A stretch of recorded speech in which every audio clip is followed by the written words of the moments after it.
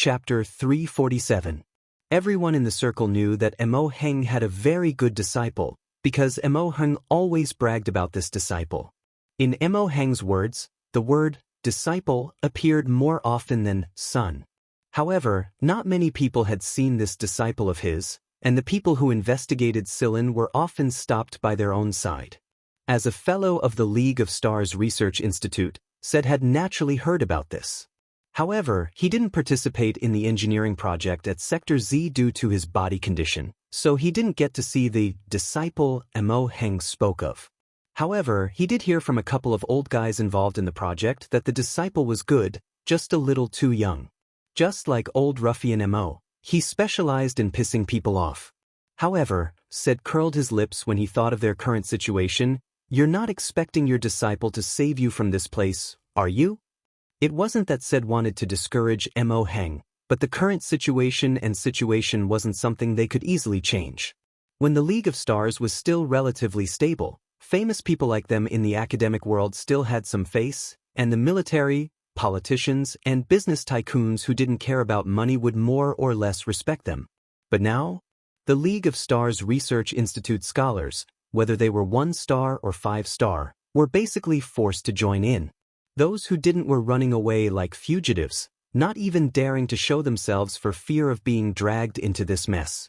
Even Mo Heng, who was thought to have a stronger background, couldn't avoid it. After all, he had a son who was a general. Although he was treated well, he couldn't deny the fact that he was a prisoner. If Mo Heng had heard Said's words before, he would have been irritated. But not now. Mo Heng was in a good mood, so good that Said found it odd. Sigh, old ruffian Mo, what are you planning? Every time I see you smiling with your eyes squinted, it makes me nervous. Said nudged Mo Heng, who was lying there leisurely without any negative reaction to his words. It's nothing. I was just thinking that I might be able to see a new record that's closer to the golden point. Glory, one of the two major electronic publications in the League of Stars, had a list on it, the gold list. The people listed on it were considered to be the closest to the gold list. Moreover, every name on it was a legend in the industry, a textbook authority. People like Mo Heng all hoped to appear on that list one day, but Mo Heng knew that he wouldn't have that chance.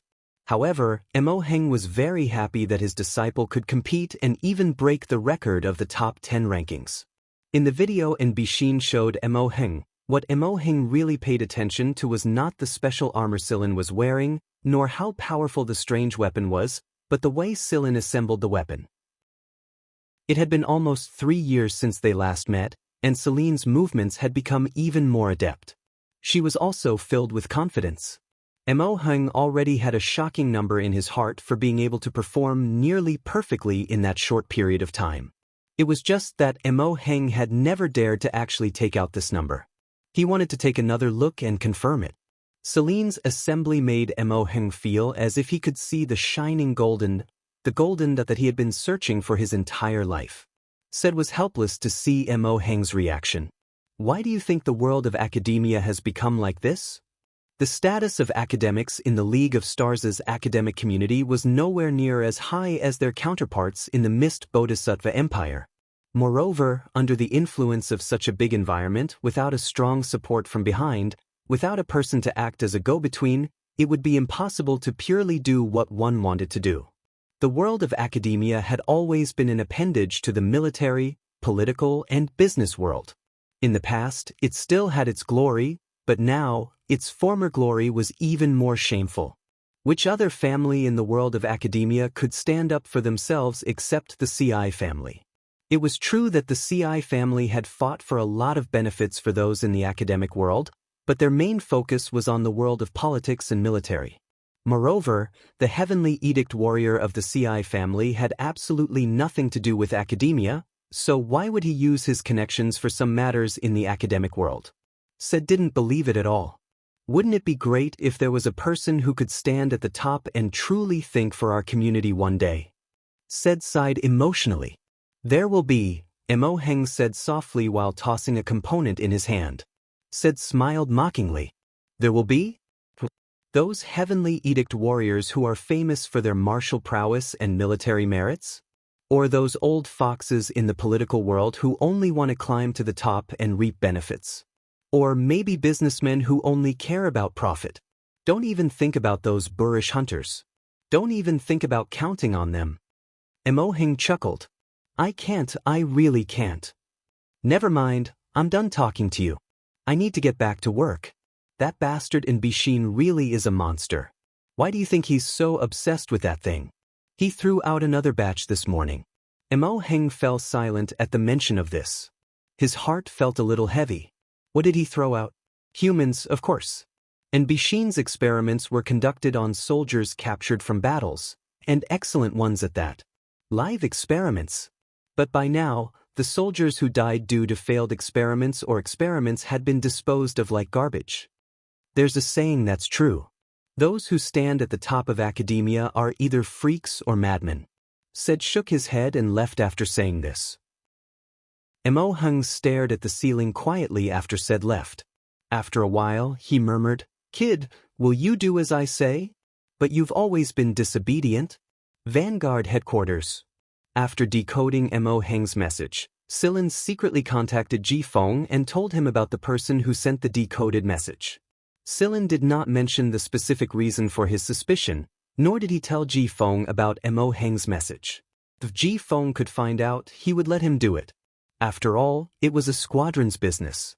Silin just happened to find it and told Jifeng about it. All right, I'll get someone to look into it. What are you planning to do, kid? Jifeng asked Silin with interest. Something personal. Since Silin said it was a personal matter, Jifeng didn't ask further. Be careful. Do you need more people? There are still a lot of good seedlings who haven't chosen a team yet. No need. I don't care if they don't want to come. Jifeng smiled as he thought of the message he received. Beating up a squadron and dragging them into the base. You guys are really something. In the entire Vanguard, except for the two most trusted people around Jifeng, no one else knew about the close relationship between Silin and Jifeng. If they knew, those who were still hesitant at the time would definitely decide to stay. After chatting with Silin, Jifeng picked up the communicator. Su Ali, send someone to keep an eye on them. Put them on the priority list. Kill them when the time is right. Yes, boss. The other side replied. Jifeng's eyes were dark. He crossed his fingers and moved them intermittently. As expected, Vanguard needed a few bloody lessons to wake up. They had been known as one of the Big Four for so long that they'd forgotten about it. They had to fight for it with their lives. After Silin and the others left, Jifeng held another meeting with the higher-ups. Jifeng wasn't as calm as before. Everyone could sense his anger and killing intent. At the same time, Jifeng sent a message to them. Betrayal meant death. Hunter regiments had their own rules. There were no laws to restrict them. The rules of the hunters were even crueler. When Silin saw the 5 newcomers again, Mogaz was talking to Little 11 from the space station through the communicator. Only Little 11 was willing to listen to him because the others couldn't handle his chatterbox at all. Mogaz didn't know what they were arguing about, but he said into the communicator, Don't you use your brain? Wait, don't you use your CPU? Let me tell you, think carefully when you speak to others in the future. You'll get shot if you say something wrong. While Mogaz was still arguing with Little 11, the others were already looking at Silin. Silin rested in his room for 2 days. No one disturbed him during this time. Apart from a series of arguments caused by 2 A squad missions, nothing much happened in Vanguard. Captain, should we stay here and build a base? Or should we go hunting? Xiao Shang asked while stretching his limbs. It was obvious that he couldn't wait to get out. Do you want to build a base? Silin asked. Everyone answered in unison. Then let's go hunting. As soon as Silin said this, Yudi handed him a mission list. There were all kinds of missions on it. All of them had one thing in common. The locations were relatively remote and inconspicuous, and the missions weren't given by anyone else. They were self-made, and they were more likely to be used as practice. Everyone was probably ready to try out that armor. After looking through the mission list, Silin handed it to Yudi. Choose 3 first. Yudi paused for a moment, then nodded. He knew that Silin must have other plans.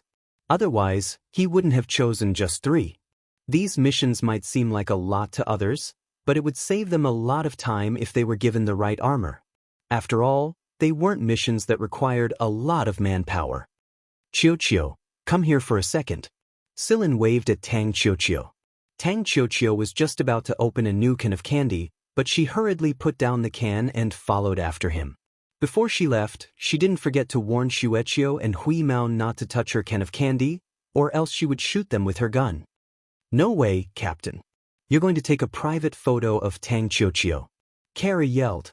Ignoring Carrie's deliberate whining, Silin led Tang Chiyo to the indoor shooting range. After entering the shooting range, Silin had Tang Chiyo put on a bulletproof suit. Tang Chiyo didn't say anything and put on her own suit. I won't use your gun this time. I'll use this one. I'll demonstrate it first. You watch. Silin took out a gun he'd made in his spare time after returning to the League of Stars. There was a snake-shaped symbol on the gun that looked like a lightning bolt. This was authorized by Guanfeng, so Silin wasn't afraid of Guanfeng twisting his ear. This was a Purgatory Thunder Snake, but it was a beginner-grade Type B model. Bang! After Silin opened fire, the rapidly flickering target was hit right in the bullseye. Tang Chiyo could see clearly that Silin wasn't pointing at the target. She understood why Silin had her wear the bulletproof suit. What do you think? Silin asked. I want to give it a try. Tang Chiyo's eyes lit up. Silin handed the gun to Tang Chiyo. Tang Chiyo held the gun for a moment, then raised it. She wasn't as decisive as before because she hadn't found the feeling yet. Strangely enough, this was the first time she'd felt so lost holding a gun ever since she'd gotten used to it. After a pause, Tang Chiyo opened fire. Her first shot didn't hit any target. Instead, it hit Tang Chiyo herself by mistake. It only grazed her left arm, and because she was wearing the bulletproof suit, she wasn't affected too much. Standing there, Tang Chiyo frowned. She thought about it for a moment, then fired again. This shot still didn't hit the target, but the good news was that the target was a lot further away from her. Third shot, fourth shot, fifth shot. Although the bullets didn't hit the target, they were getting closer to the target.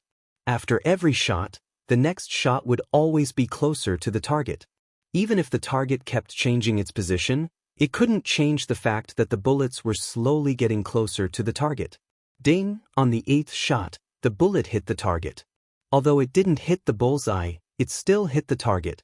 On the 9th shot, Tang Chiyo's shot was decisive. It was as if she wasn't holding the Purgatory Thunder Snake, but the gun she was used to. Even without the system notification, Silin knew that she'd hit the target this time. She hadn't gone to school or received any formal education. She didn't even know how to calculate those complicated ballistic formulas.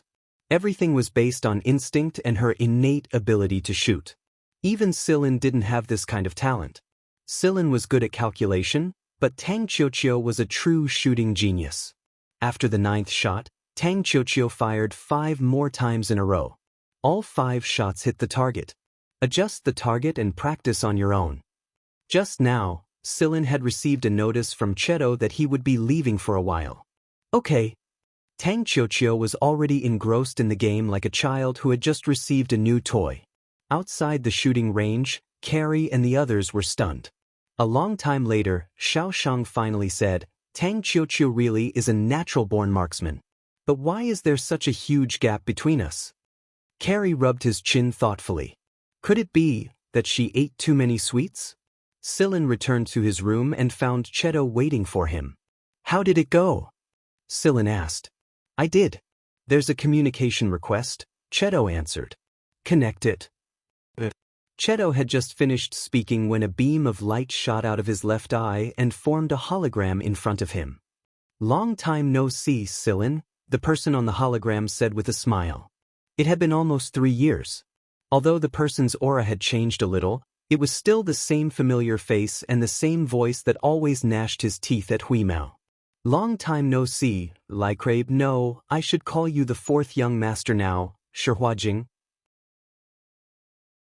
Chapter 348. Shihuajing had always been grateful to Celine. After all, it was Celine who had brought him away from that kind of situation and allowed him to step into the vast starry sky again. Are you in trouble? The 11th squad? Shihuajing asked. No, it's a private matter. How's the situation on your side right now? Silin said. Shihuajing was currently at Sector A, the sector surrounded by many political organizations. The League of Stars' political organizations might not be as strong as the military in terms of military strength, but they were just as influential as the military in terms of decision-making. The political leaders were all influential people, and the Shi family had quite a few of them.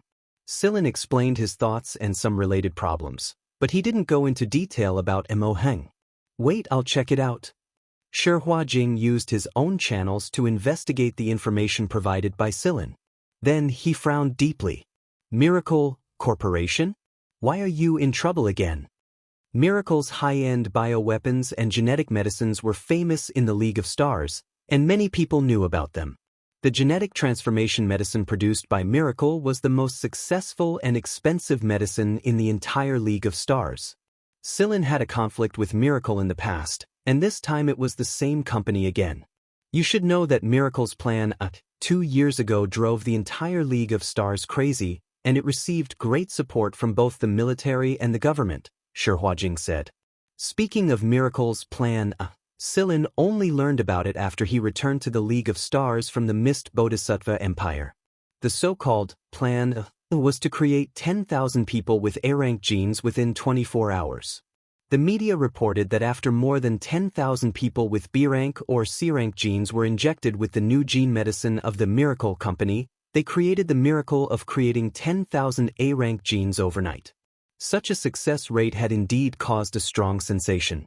Even in such a relatively chaotic environment, the Miracle Company was still able to obtain strong support from behind, and not just from one side.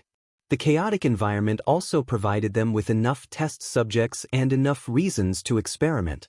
There was no need to worry about the funds needed for the experiment. More people were begging them to do the experiment.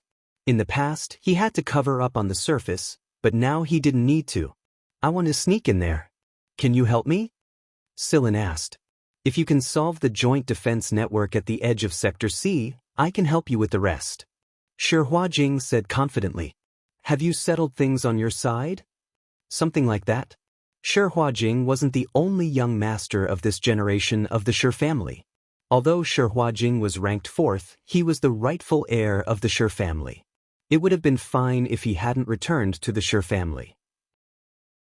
After all, he had been away from home for so many years that everyone had probably forgotten about him.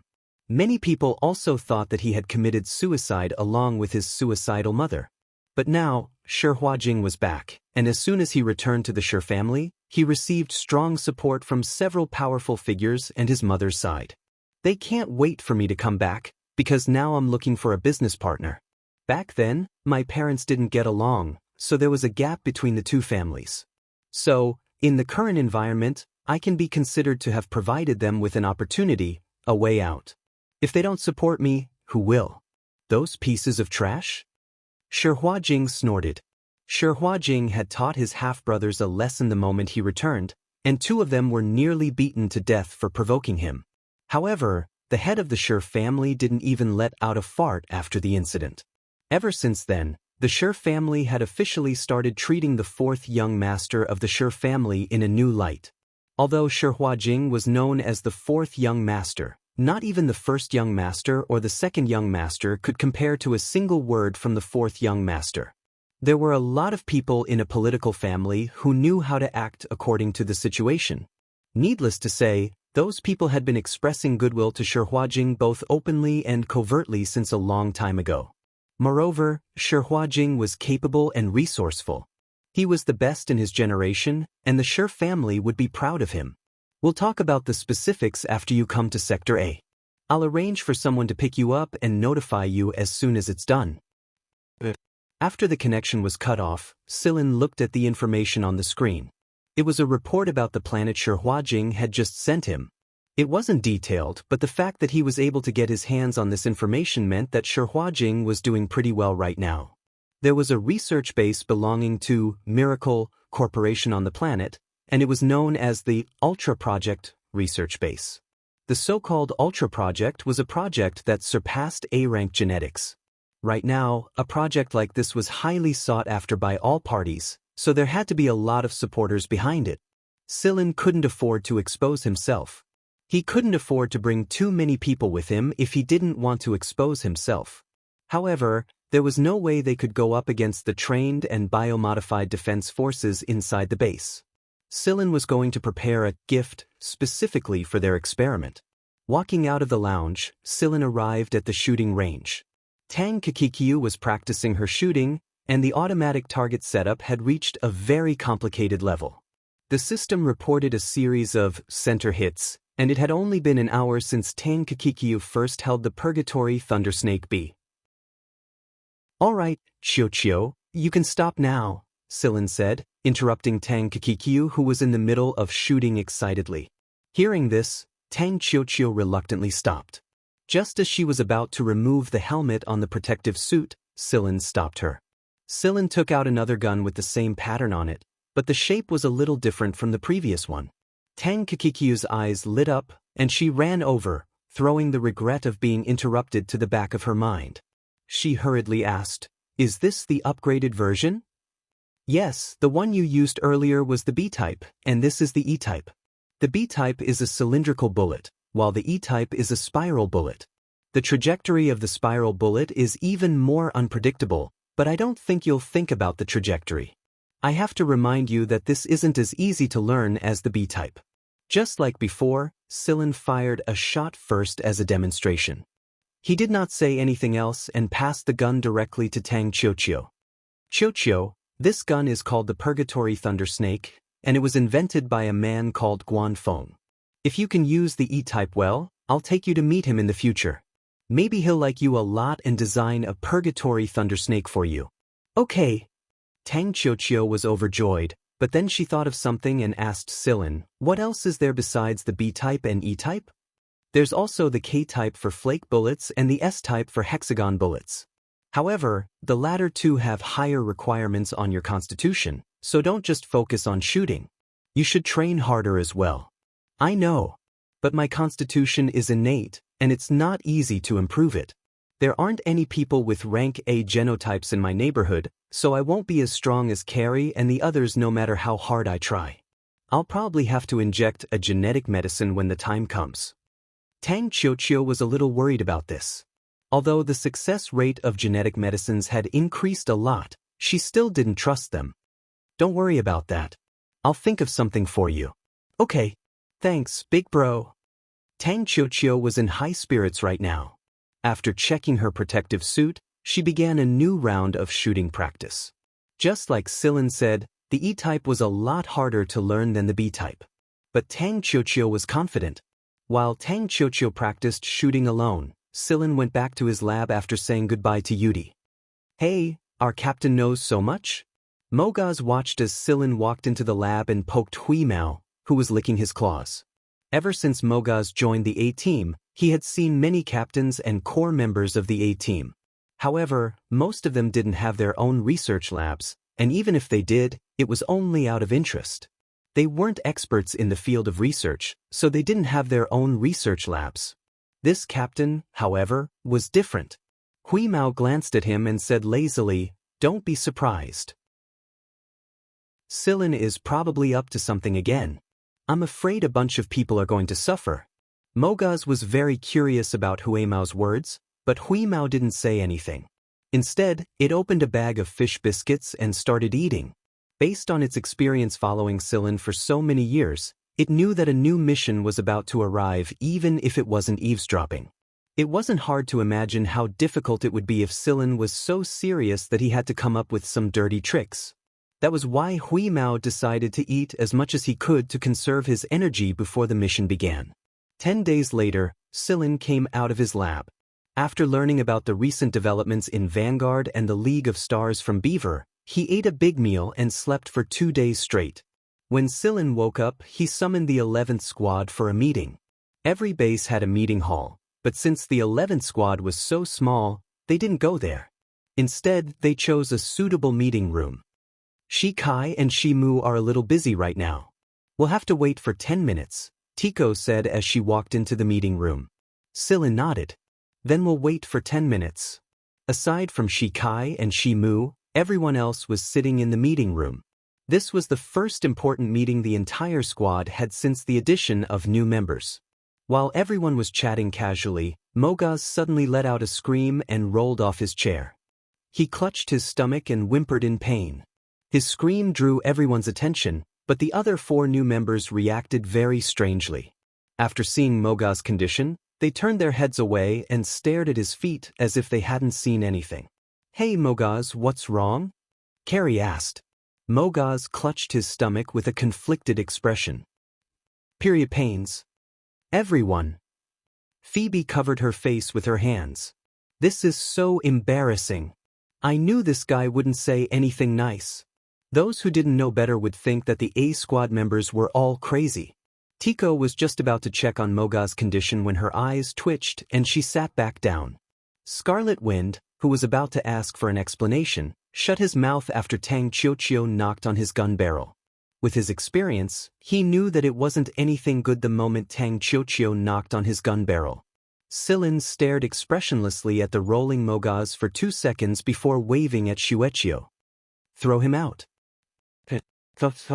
Mogaz, who had been rolling on the ground in agony, crawled to his feet and chuckled. "Just kidding, I'm having diarrhea. I'm going out for a bit. Everyone wait for me, I'll be back soon." After that, Mogaz dodged Qiuqiu's giant palm and ran out of the room. "How did he get diarrhea?" Xiaoshang asked.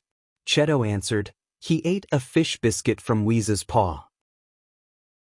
Under everyone's puzzled gazes, Cheto explained, "It hasn't washed its paw for days, so there are at least 10 types of bacteria in it that can cause gastrointestinal dysfunction." Everyone turned to look at Hui Mao, who was licking his paw nonchalantly. Man really can't be compared to Lord Cat. Hui Mao would pay attention to his surroundings when they were on the starship, and there were a lot of automatic sterilization devices on the starship. Hui Mao did pay attention to them, but his wild nature was exposed as soon as they were on land. Moreover, Silin had been busy lately, so Hui Mao couldn't be bothered to clean his paw. In fact, he didn't even bother to get rid of the bacteria on his paw even though he had the ability to. He was perfectly fine on his own anyway. Silin knew that Hui Mao was doing this on purpose the moment he saw the smug look on Hui Mao's face. Cheto cooperated and didn't tell Mogaz about the strange bacteria inside his paw either.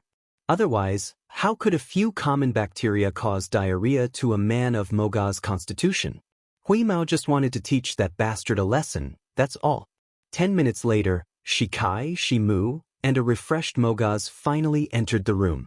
Once everyone was present, Silin began explaining the upcoming itinerary. Yudi and Dias will be in charge of guiding the missions circled on the list. Silin explained the follow-up missions and the things they needed to pay attention to. He also analyzed the current situation of the Hunter forces and the information they learned from the A Squad's meeting not long ago. The more they listened, the more they noticed that something was wrong.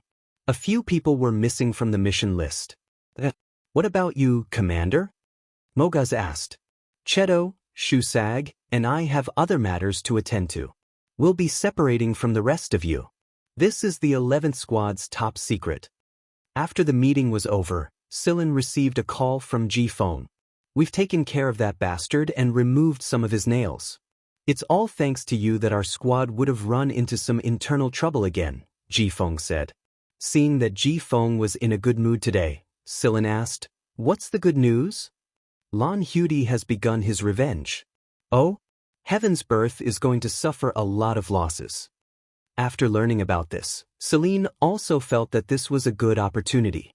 After all, with Blue Butterfly and Heaven's Birth's battle as a cover, it would be easier for him to act. Ji Feng clearly knew that Silin thought that this was his opportunity. Not only did he contact Silin to inform him about the spy's death, but he also told him about Lan Hudi and Heaven's Birth's situation beforehand. The other B squadrons would learn about this later, so Silin got a first-hand piece of information. "When do you plan to depart?" Ji Feng asked.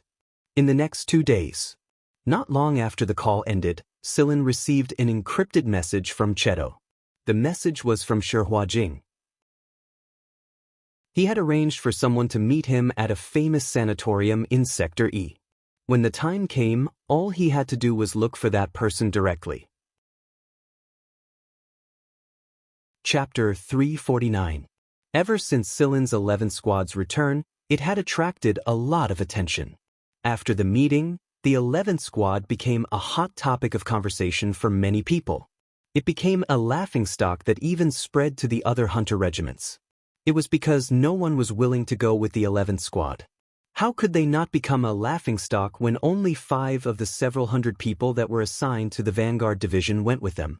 Regardless of whether it was due to some people's conjecture that the 11th Squad was an elite squad or that they were just following the public opinion, it didn't change the fact that most people weren't optimistic about the Vanguard Division.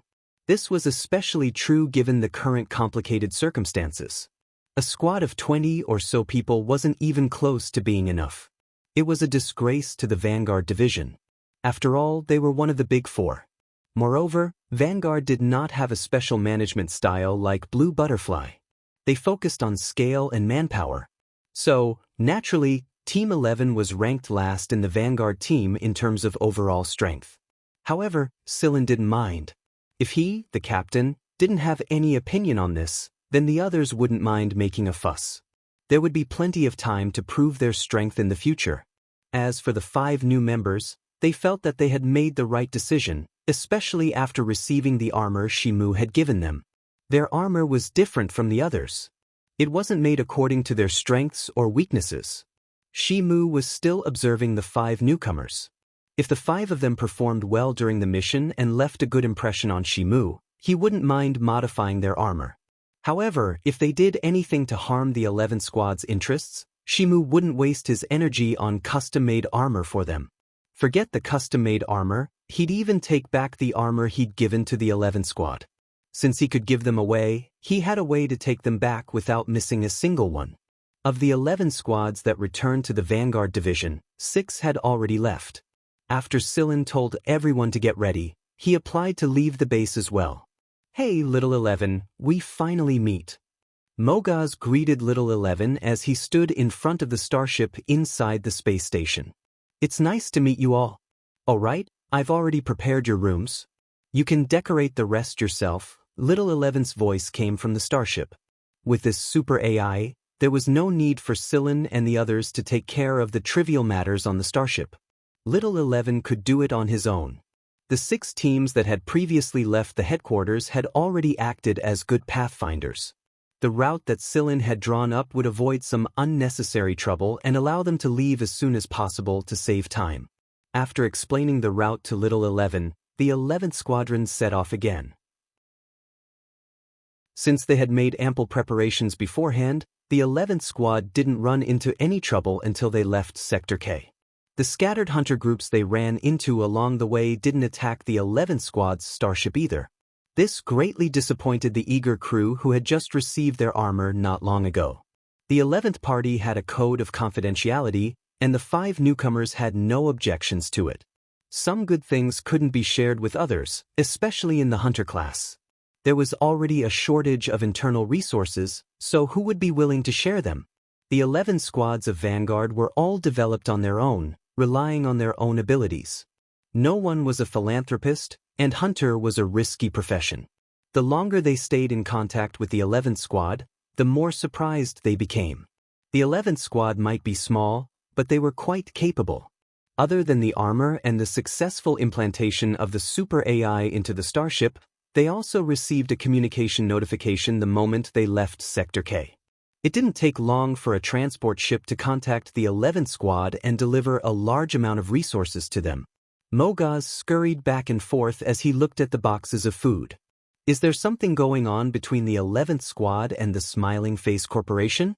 These are all pretty good things, and they're practically luxurious at the current market price.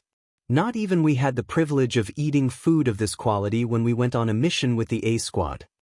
Mogaz took out a bag of jerky from one of the crates, opened it, and ate it. The aftertaste lingered on his face. Mogaz hurriedly wiped his mouth when he saw the smug look on Carrie's face. Then he leaned over and asked why they were so generous. Carrie smiled mysteriously. "It's not because of us. The only reason we're able to get these resources at such a low price is because of our captain."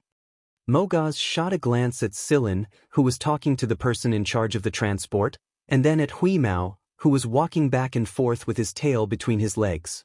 Is our captain this nice to his pets as well? The price of the dozen or so crates of fish biscuits wasn't a small amount. Oh, you mean that? We didn't spend a cent on that. It's Lord Cat's profit. Mogaz rubbed his chin and muttered, why do I feel like the 5 of us are taking advantage of him? After receiving the resources, the 11th Squad's starship sailed straight to its first mission destination. They passed by a place close to Sector E, and it was there that Silin left with Cheto, Shusag, and the others. At the same time, 3 robots that looked identical to Silin, Shusag, and Cheto appeared on the 11th Squad starship. They were there to act as cover for them. Silin piloted a small spaceplane toward Sector E. Compared to the last time Silin visited Sector E was a lot busier right now. The chaotic battlefields scattered all over the place had seriously injured more people than usual. Those with money and ability would come to Sector E to seek medical attention. After all, Sector E's medical care was more trustworthy and perfect. Ever since the League of Stars' turmoil began, the prices of goods in Sector E were generally high, not to mention the price of medicine and treatment. Therefore, most of the people who came to Sector E were people with money. As for the big families, they had their own powerful medical teams to begin with.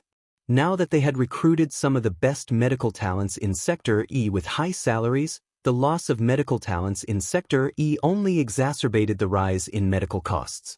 Silin looked at the treatment list of some of the sanatoriums.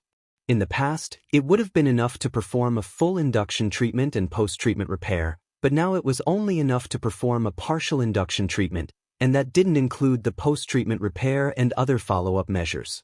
Shusag was very curious about this sector.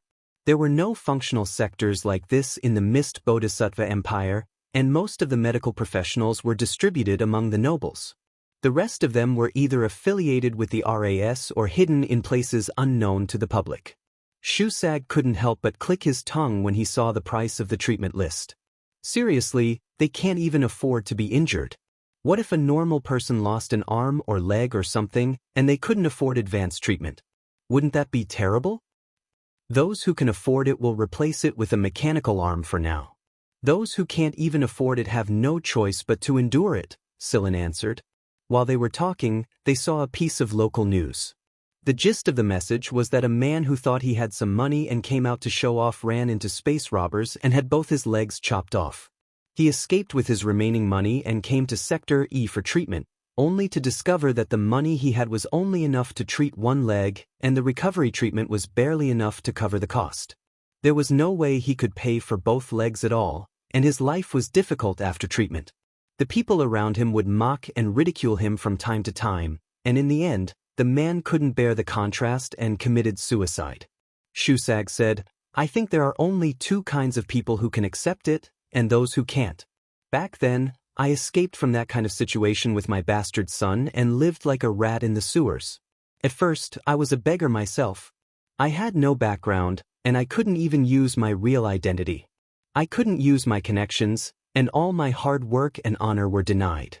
I didn't know how to do anything other than work as a laborer. When I was working as a laborer, I was pointed at and scolded all day, and I couldn't resist or show any emotions. I also couldn't expose the fact that I was a mutant. Otherwise, I would be fired and ostracized. If that happened, my son and I would lose our food money. Other people got to eat, drink, and buy gifts for their children. But what about me? I was greedy and worked my ass off at the construction site for a measly wage. I was as lowly as a pile of dried bird poop that fell from a great height and smashed into pieces. Speaking of which, I aged really fast during those years, and the little bit of pride and sharpness I had in the military turned into a weathered old man. But no matter what, I made it through. The luckiest part of me is meeting you, Captain. Shusag put his arm around Silin and Cheto before pointing his chin at the fat cat not far away. What do you think they think about animals like that? In their opinion, there are 2 kinds of animals, edible and inedible, right? Silin shook his head. No, you're talking about other animals. To that fatty, There are only two kinds of animals, delicious and inedible. I don't think there's anything that's inedible to it. On the other side, the person in question was bending over and pressing his ears. His two front paws retracted slightly to adjust his position. Then he suddenly jumped up and slapped down a pigeon that had snatched the breadcrumbs. Then he bit a hole in the butt of a parked flying car and stuffed the dizzy pigeon inside. Then he bit a hole in the building next to the flying car and plugged the hole in the flying car. Not long after, a couple who were having sex inside the flying car let out a cry of surprise and opened the roof to chase the pigeon away. As for the flying car alarm that the owner was complaining about, it was useless against Hui Mao. Silin dragged the laughing Hui Mao over to him and walked toward a very large sanatorium. Although the sanatorium's treatment fees had increased several times over, there were still a lot of patients who came here for treatment. The person Silin was looking for wasn't in the treatment area at the front of the sanatorium, but the recovery area at the back. First floor, room 108, Flanders? The guard checked the ID and received permission from the patient inside the recovery room. Then he let Silin and the others in, assuming that they were here to visit a patient. Silin walked into the recovery room and saw his target, the only patient in the room, Flanders. He was lying on his bed enjoying a massage while watching the news. Chapter 350. Flanders looked like an ordinary middle-aged man. His face was a little pale due to his injuries, but he was in good spirits. There was no way he was faking his recovery in this place. According to the information Silin obtained from Shi Huajing, Flanders used to be a pharmaceutical businessman from a famous school. He came from a medium-sized family, and the company he took over was a family business. They produced a lot of drugs, but most of them were aimed at the middle and low end of the market. That being said, the fact that he hadn't been swallowed up by other big families was a testament to his ability. Unlike the rulers of the Mist Bodhisattva Empire, most of the people in charge of the League of Stars had real talent. Even if they weren't the most outstanding, they still had a solid foundation. Unlike nobles like Zhen Xingming who enjoyed absolute privileges, they wouldn't fool around like that.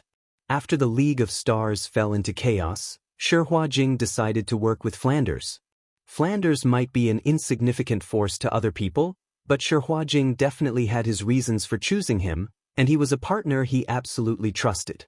There were some newspapers beside Flanders, and some of the images on them were like books from the heavens to Shusag. They were either molecular diagrams of drugs or the principles behind a newly developed drug. Even if it was an advertisement, it had to be a medical product. Shusag's head was spinning just looking at it. Flanders was lying on his bed and watching the news. When he saw Silin and Flanders, his gaze landed on Hui Mao, who was lying obediently in Silin's arms and looking around restlessly. He smiled and said, "You came just in time. I was planning to leave the hospital in a couple of days." Silin didn't know if Flanders was telling the truth when he said that he came just in time, but he had to admit that he was someone Shi Huajing trusted. Otherwise, he wouldn't have known that Wei's was a special cat. His gaze on Hui Mao just now was to verify their identities. "It's a pleasure to meet you, Mr. Flanders. I'll have to trouble you with the rest," Silin said. Flanders waved a hand dismissively. It's fine. There's no need to be so polite." The fact that Flanders dared to use the term fourth young master meant that he had set up a security system in the room. No one outside could know what was going on inside. In fact, Silin wasn't worried that news would leak out even if Flanders hadn't set up a security system. Both Hui Mao and Cheto were here, so it was a piece of cake for them to control the flow of information. Flanders told Silin about his plan. According to Flanders, he wasn't going to leave this place immediately after he was discharged from the hospital. He was going to look for someone, but he couldn't do it in a big way. He would only bring 2 or 3 bodyguards with him, bodyguards that he trusted absolutely. It would be even better if Silin and the trio could help. If he still couldn't find that person in the next 2 days, or if he couldn't touch that person, Flanders would follow his original plan and leave instead of staying here forever. Shi Huajing had told Silin a few things before, and if he could, he would help Shi Huajing. Silin was a very important person to both Shi Huajing and Flanders. An hour later, Another 3 people entered the recovery room. They didn't look like much, but Sillin knew that they were all experts. The trio was surprised to see Sillin's group, but they quickly regained their composure and went to report to Flanders. An hour later, 3 more people entered the recovery room. They didn't look like much, but Sillin knew that they were all experts. After completing a series of procedures, one of them pushed Flanders out of the sanatorium in a wheelchair and into a spacious flying car. The trio followed after him. "How are things over there?" Flanders asked the person who pushed him into the car. "We've been keeping an eye on them. No one is disturbing them. The old mister is busy," the person replied. "That's good."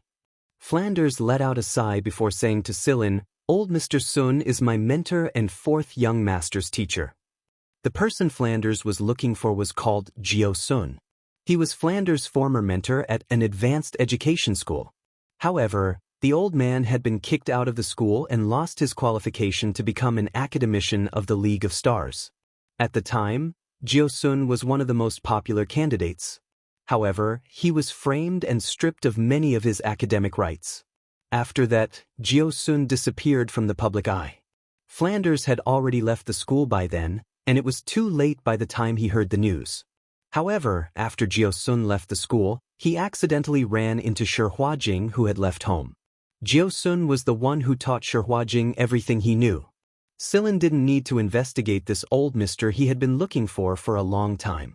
Shi Huajing's medicinal knowledge was very strong, and there were many times when he was able to solve problems very well and efficiently even though he didn't take the usual route.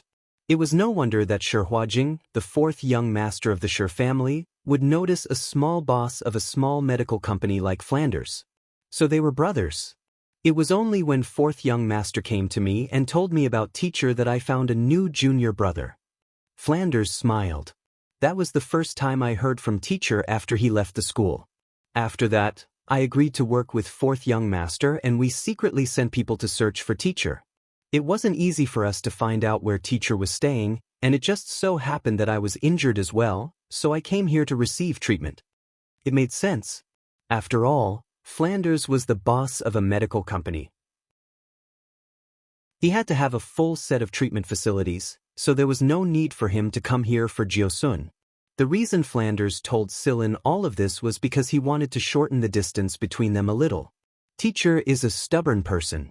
He doesn't like to curry favor with others, and he's not good at socializing with people either. That's why he's always offended people, especially back in school. Otherwise, with his knowledge, he would have been named an academician of the League of Stars a long time ago. The flying car kept flying towards the suburbs.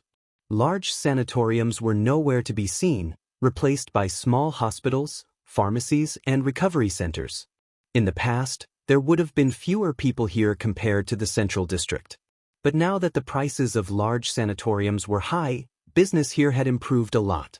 Some of the older shops were even lined up outside. The flying car didn't stop and continued to fly towards more remote areas. Like most planets, there was a divide between the rich and the poor on this planet. However, the slums here were slightly better than the ones Sillin had seen before.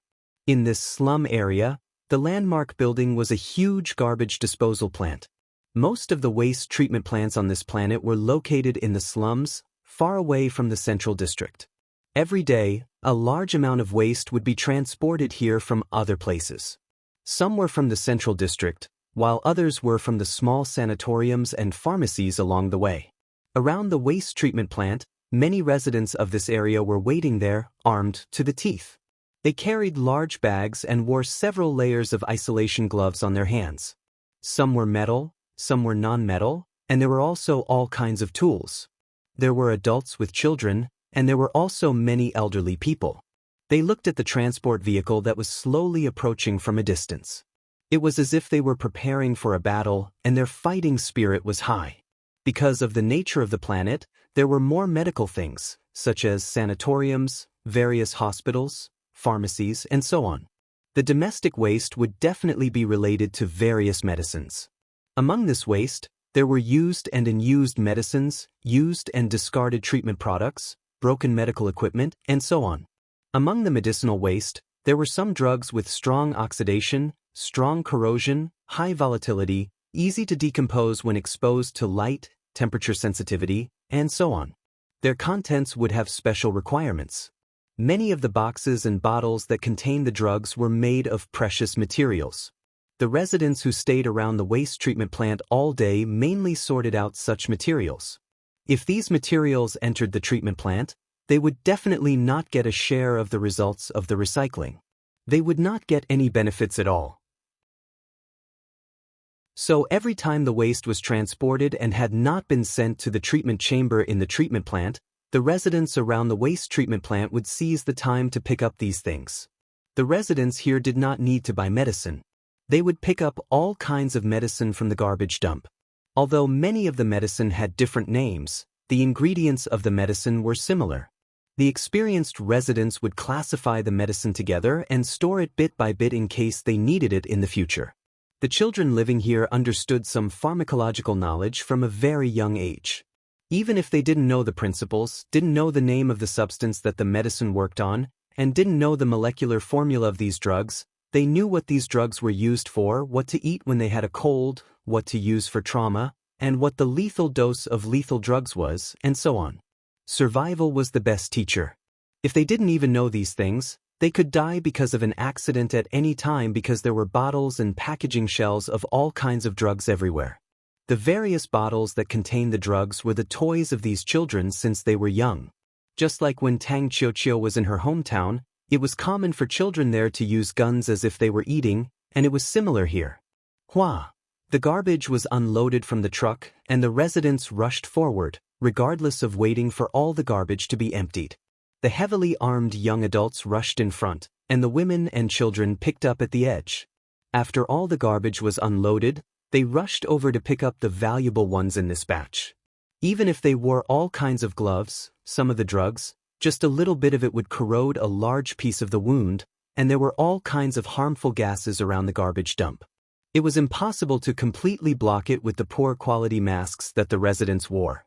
The damage to them was not small. Because of grabbing the garbage, the residents who were scratched by the machinery and corroded by the drugs didn't have time to deal with the wounds. For them, this was not strange at all. Everyone had all kinds of scars on their body. They didn't have the money to repair them, and there was no need to do it because it would always come back after it was done. There were a lot of flies on the garbage dump, big and small. After the flying car stopped, Hui Mao rushed over there to play with the flies. The residents here were only interested in the drugs and bottles. They didn't care much about a cat, even if it was a fat cat. Flanders walked out of the car after the flying car stopped. He wasn't in a wheelchair. He was almost fully recovered after the treatment. Looking at the fat cat rushing over to the garbage dump, Flanders thought about what fourth young master had said and decided not to bother with it. Waving his hand, Flanders pushed away the mask one of the bodyguards handed him. This wasn't a garbage disposal plant, and the air wasn't too bad because of the direction of the wind. Although there was a clear smell of drugs in the air, Flanders could still tolerate it. He just couldn't help coughing sometimes. Besides, the more pitiful he pretended to be, the better it was for him to go to his mentor. If he came to show off his superiority and made himself look different from the residents here, the chances of him persuading him would be very low. Leaving one of the bodyguards to keep an eye on the flying car, Flanders led the other two bodyguards and Silin's group towards the narrow street.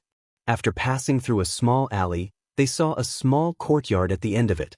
The layout was very similar to Lycrabe's residence Silin had seen before.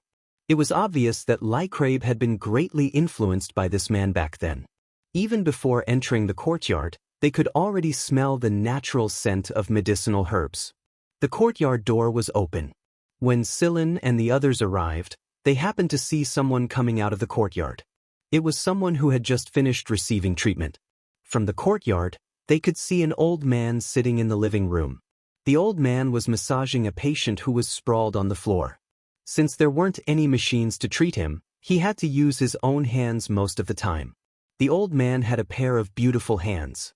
Unlike the stained, wrinkled, and rough hands of most old people, Jiosun's hands were as smooth and resilient as those of a young man in his 20s. Most doctors would act like idiots without the aid of machines, but Jiosun wasn't one of them. His hands were excellent healing machines in their own right. Although they weren't as effective as the machines in sanatoriums, it was still a rare sight to see without the aid of machines. Standing next to the old man was a very muscular young man who looked to be about 17 or 18 years old. Right now, the young man was staring unblinkingly at the old man's movements. Although Flanders was very excited to see Jiosun, he knew that Jiosun hated to be disturbed when he was working. Therefore, he just stood there without making a sound. Only his breathing and heartbeat gave away his restless mood. 10 minutes later, Jiosun stood up and washed his hands in the basin that the burly young man handed him. After that, he put on his gloves and spoke to the patient before handing him a medicine bottle. The medicine bottle was filled with a brown liquid that had already been prepared. The patient only needed to follow the doctor's instructions and use it. After he was done with the patient, Jiosun finally looked at the people in the courtyard. Jiosun's gaze swept across the people in the courtyard and finally landed on Flanders. He frowned for a moment, then his eyes flashed for a moment before he finally calmed down. "Flanders?" Jiosun said slowly. Although he was trying his best to hide it, Sillin and the others could still tell that Flanders wasn't as calm as he seemed on the surface. "Teacher, cough cough cough. Teacher, I've finally found you. Cough cough cough." Jiosun took a few steps forward and helped Flanders up from his knees. "Why didn't you wear a respirator when your lungs were injured? The air here will worsen a patient like you. Although you're almost fully recovered, it's best if you don't come into contact with this kind of air before you're fully recovered." Tears welled up in Flanders' eyes. He coughed a few times and said, "I came as soon as I got your message. I didn't think about wearing that thing." Sillin. The two bodyguards didn't react in the slightest to their master's blatant lie. It looked like this wasn't the first time something like this had happened. Flanders wasn't as composed as Sillin had been when they first met him. Instead, he was acting pitiful in front of Jiosun like a child. After all, he had several years of experience working with Jiosun as a teacher, so he knew a thing or two about Jiosun's temperament. While scolding Flanders for not taking care of himself, Jiosun had the burly man bring him a bottle of medicine. He sprayed it on Flanders and dragged him into the house. "That's all for today. Close the door," Jiosun said to the burly man. Jiosun dragged Flanders into the house. One of Flanders's bodyguards and Shusag stayed in the courtyard to prevent any suspicious people or troublemakers from approaching. "Teacher, fourth young master? No, Sherhue? No, Lycrabe." Jiosun felt like slapping Flanders's head twice. "What the hell is it? It's been so many years and you still haven't gotten rid of your bad habit of not being able to speak properly when you're agitated." Flanders thought to himself, "I'm acting like this right in front of you." Flanders had been deeply influenced by what he went through when he was still a student. Jiosun always had high expectations for his students. He wouldn't be as lenient as other mentors because of their connections or backgrounds. Therefore, every exam, clinical trial, and paper he wrote were the real deal. Every exam, every clinical trial, and every paper he wrote was the real deal. The students who managed to survive Jiosun's tutelage were now doing well in the medical world. However, not every one of them was like Flanders, who still had a deep relationship with Jiosun. Ever since they graduated, they never wanted to see Jiosun again. The old man was too hard to please. He had a bad temper, high standards, and loved to scold people. Not many people could stand his temper. However, it was exactly because of Flanders's deep relationship with Jiosun that it had become a conditioned reflex. Flanders would get agitated every time he was in front of Jiosun and couldn't speak properly. He had lost count of how many times Jiosun had scolded him because of this. Just like now. It had been years since they last met, but he was scolded as soon as they met. Jiosun knew that the poor kid named Lycrabe he met years ago was actually Sherhuajing, the son of a powerful political family in the League of Stars. He was also known as the fourth young master of the Sher family. After a moment of silence, Jiosun didn't respond to Flanders's request to take him away. According to Flanders's understanding of the old man, Jiosun was going to turn him down. Jiosun was a strict person when it came to his students, and in turn, he had high expectations of his students. As a matter of fact, Jiosun's expectations of Riculab were much higher than Flanders. It was just that Riculab had run away from home in a sorry state. Jio-sun remembered him as a depressed and self-deprecating child, not as the fourth young master of the Sher family who was now in his prime and wielding great power. To put it bluntly, Jio-sun hated the rich and powerful. Back then, he lost his qualification to become an academician and was kicked out of the institution he worked for years because of those rich and powerful people. It would be a lie to say that he didn't mind it at all. Jio-sun might not have mentioned it, but it didn't mean that he had forgotten about it. On the contrary, he remembered it very well. He knew very well why he was set up, but that was just how his personality was. He couldn't change it even if he wanted to. Flanders panicked. He knew that he wouldn't be able to say anything to change Jio-sun's mind. In fact, he might even make the situation worse. Flanders looked at Silin. If Shi Huajing said that Silin might be able to help, then he should be able to do something, right? Chapter 351. Noticing Flanders's gaze, Silin let out a soft cough. It was almost as if he was trying to change the topic because of how awkward the atmosphere was. Elder Sun, the layout of this place looks very familiar. I've seen Lycrabe's place before, and it's very similar to this one. Silin had used the name Riculab instead of Shi Huajing, because the name was more effective and would allow Jio-sun to release his memories from the past. It was better to appeal to the old man's emotions rather than provoke him.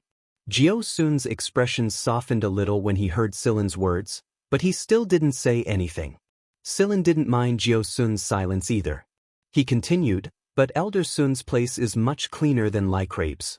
Silin was paying close attention to Jio-sun and Flanders's expressions when he said the word messy. Both of their faces visibly twitched when he said the word messy. From the moment he walked into the courtyard, apart from the decorations and layout, the deepest impression he had was how orderly and clean everything was. For someone as strict as Jio-sun, he would definitely pay attention to some details in his life. He might not be a clean freak, but at the very least, he wouldn't allow his place to be messy. That was why Silin's comment about Lycrabe's place being messy triggered Jio-sun's urge to scold his student even if the person who used to be messy wasn't here. Flanders immediately knew that Silin was trying to persuade him. He stole a glance at Joshuan's expression before replying, "Riculab lives in a very sloppy place?" Flanders even emphasized the last two words of the sentence. "Yeah, it's really messy. The first time I saw Lycrabe, he had a hangover and was wearing a nightgown that hadn't been washed for days. He smelled really bad, his hair was messy, and his face was covered in stubble. He looked like a dispirited uncle. Back then, Lycrabe was like a fruit that had fallen to the ground and slowly rotted away in the darkness. What Silin needed to do right now was to polish up Riculab's decadence a little and tell him everything about his drunkenness, his sloppiness, his nightclub habits, his possible indiscretions, and so on. Although Silin used the word possible in a lot of places, Jio-sun's ears automatically filtered it out. The more Silin said, the more Jio-sun's expression twisted. The veins on his forehead bulged. Flanders couldn't help but shiver in fear. From what he knew of Jio-sun, Jio-sun knew that a storm was brewing in his heart right now. "Little junior brother, I'm not the one who tricked you, it's Celine. When you get scolded by teacher, don't look for me. It's Celine who said all these." Bang. Jio-sun slammed his palm on the table and cut off Silin's words. "You're pissing me off." Jio-sun was panting with anger. He had taught many students in the past, and he didn't really care about them after they graduated. But the one he cared about the most was Lycrabe, the boy he met when he left the academy with a bad reputation. Although Jio-sun didn't take Lycrabe with him back then, Lycrabe had always been in Jio-sun's mind. The reason he didn't take Lycrabe with him back then was because he didn't want to drag his disciple down. After all, his reputation was already ruined, and if he dragged Lycrabe into it, Lycrabe's future would probably be ruined as well. There was no doubt that Lycrabe was an outstanding person. Otherwise, Jio-sun wouldn't have placed so much hope in Lycrabe. Back then, Jio-sun didn't tell him the reason, and he didn't know that the pitiful child was the young master of a big family in the League of Stars. But with Silin's words, Jio-sun tossed all his worries aside. The thought of his disciple turning out like this made Jiosun so angry that he wanted to drag Lycrabe over and give him a scolding. How the hell did he grow up to be like this? But Lycrabe wasn't here. No one cares about him? Jiosun huffed and puffed. Sillin shrugged. There's nothing we can do about it. Back then he left home, and no one cared about him. He lived alone for several years. But now he's back with the Sure family. As the young master of the Sure family, who dares to care about him? In the end, it's all up to him. Sai, why didn't you take him with you back then? If you had, he wouldn't have lived such a ridiculous life. I don't think he can change now. Jiosun had been wondering if he had done the right thing back then. After all, the Lycrabe he knew back then really was a lonely and helpless child. But the more he thought about it, the more guilty he felt. The stone that had been stuck in his heart grew bigger and bigger. Flanders hurriedly said, "Little junior brother has been looking into you ever since he returned home. It's obvious that he remembers you. He reminded me a few times when I came over." Flanders seized on Jiosun's guilt towards Lycrabe and said a lot. Jiosun's insistence slowly turned into hesitation. It would be a lie to say that Jiosun didn't miss his little disciple. That pitiful but talented child from back then had grown to such an extent that he didn't even know what he had grown up to now. Sai, it's true that he had a bad reputation in the academic world, but it's been so many years, and the League of Stars isn't doing so well right now. It shouldn't be a problem for him to pay a visit, right? Elder Sun, Lycrabe really misses you. He's worried that his identity will be a burden to you, so he specifically asked senior brother Flanders to come over.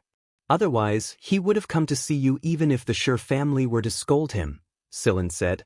That's right, teacher. Why don't you go see Lycrabe and tell us about your research results and experience? I still have a lot of questions I want to ask you, and I'm sure Lycrabe has a lot to tell you as well. If you want to come back, I'll send you back. Flanders continued to talk. His words might be full of loopholes to someone who was very experienced in dealing with people, but to Jiosun, it was like a sharp knife stabbing into his already wavering heart. Since Jiosun had accepted his disciple, he hoped that he could teach him everything he knew. Since Flanders and Lycrabe wanted to, Jiosun didn't want to turn them down. I'll teach them some more, just like how I taught them back in the academy. Jiosun sat down again and looked at the medicine bottles on the counter beside him. He couldn't help but recall how he taught that pitiful child back then. The conditions back then were even worse than they were now, and he hadn't taught much to Lycrabe. Although he had taught a lot of theory and knowledge, he hadn't been able to put it into practice, and he hadn't been able to explain many of the problems clearly. He wondered if Lycrabe had misunderstood his teachings, but he had to correct his mistakes as soon as possible. Otherwise, it would become a habit that would be very difficult to correct.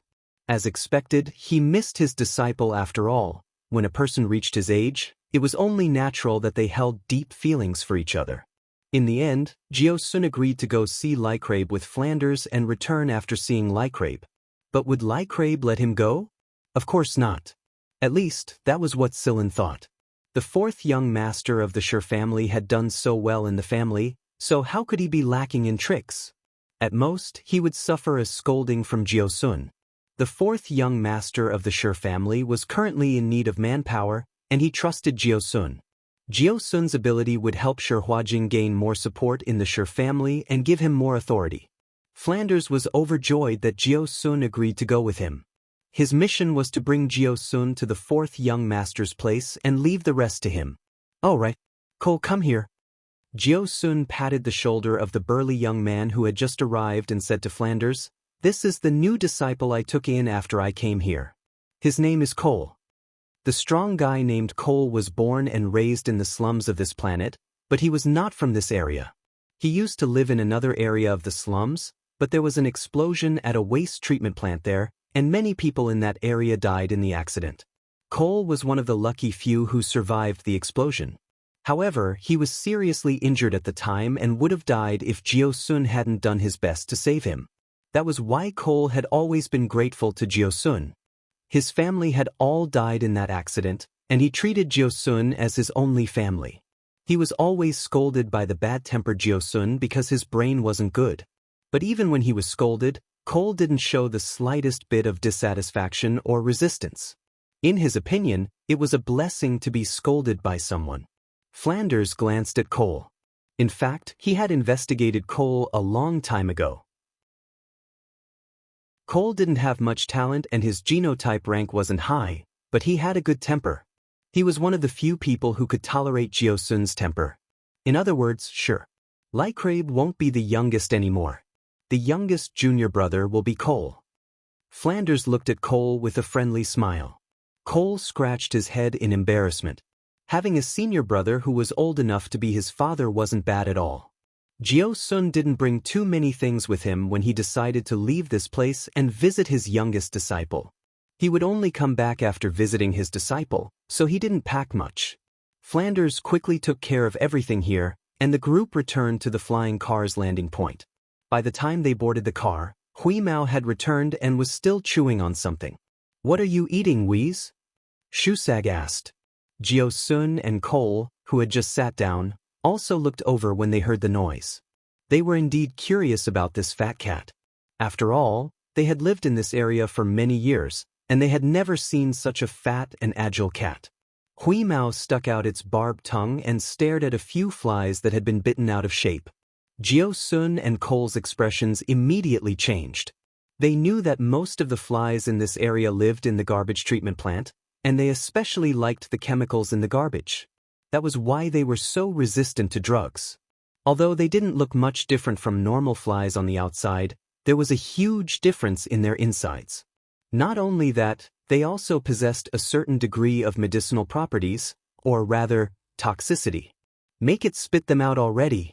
These flies are very poisonous. Cole said anxiously. "It's fine. It has a good stomach," Sillin replied.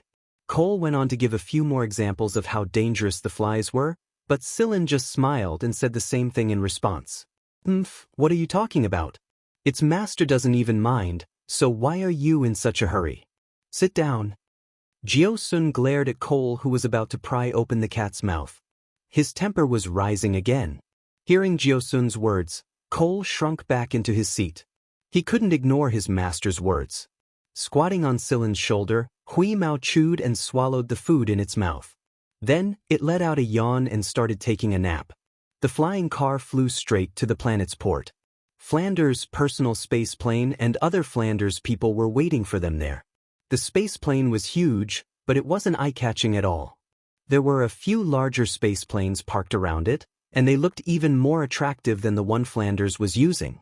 Sillin walked into the lounge Flanders had arranged for them. After closing the door, Sillin asked Cheto, "How's the information gathering going?" 81%.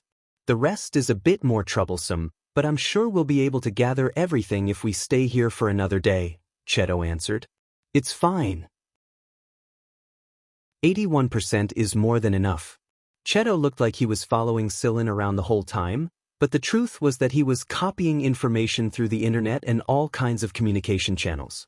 Sillin had asked Cheto to gather information on the planet's sanatoriums, hospitals, pharmacies, medicines, treatment methods, and so on. Cheto would send the information to a U on the 11th Squad starship, and a U, Sigma and Yudi would discuss the information further and analyze the feasibility of building a sanatorium on the starship. Sillin thought that the 11th Squad starship should build a treatment area that was similar to a sanatorium. This way, the patients wouldn't have to go to a special place for treatment, and it would be best if they could do it on their own starship.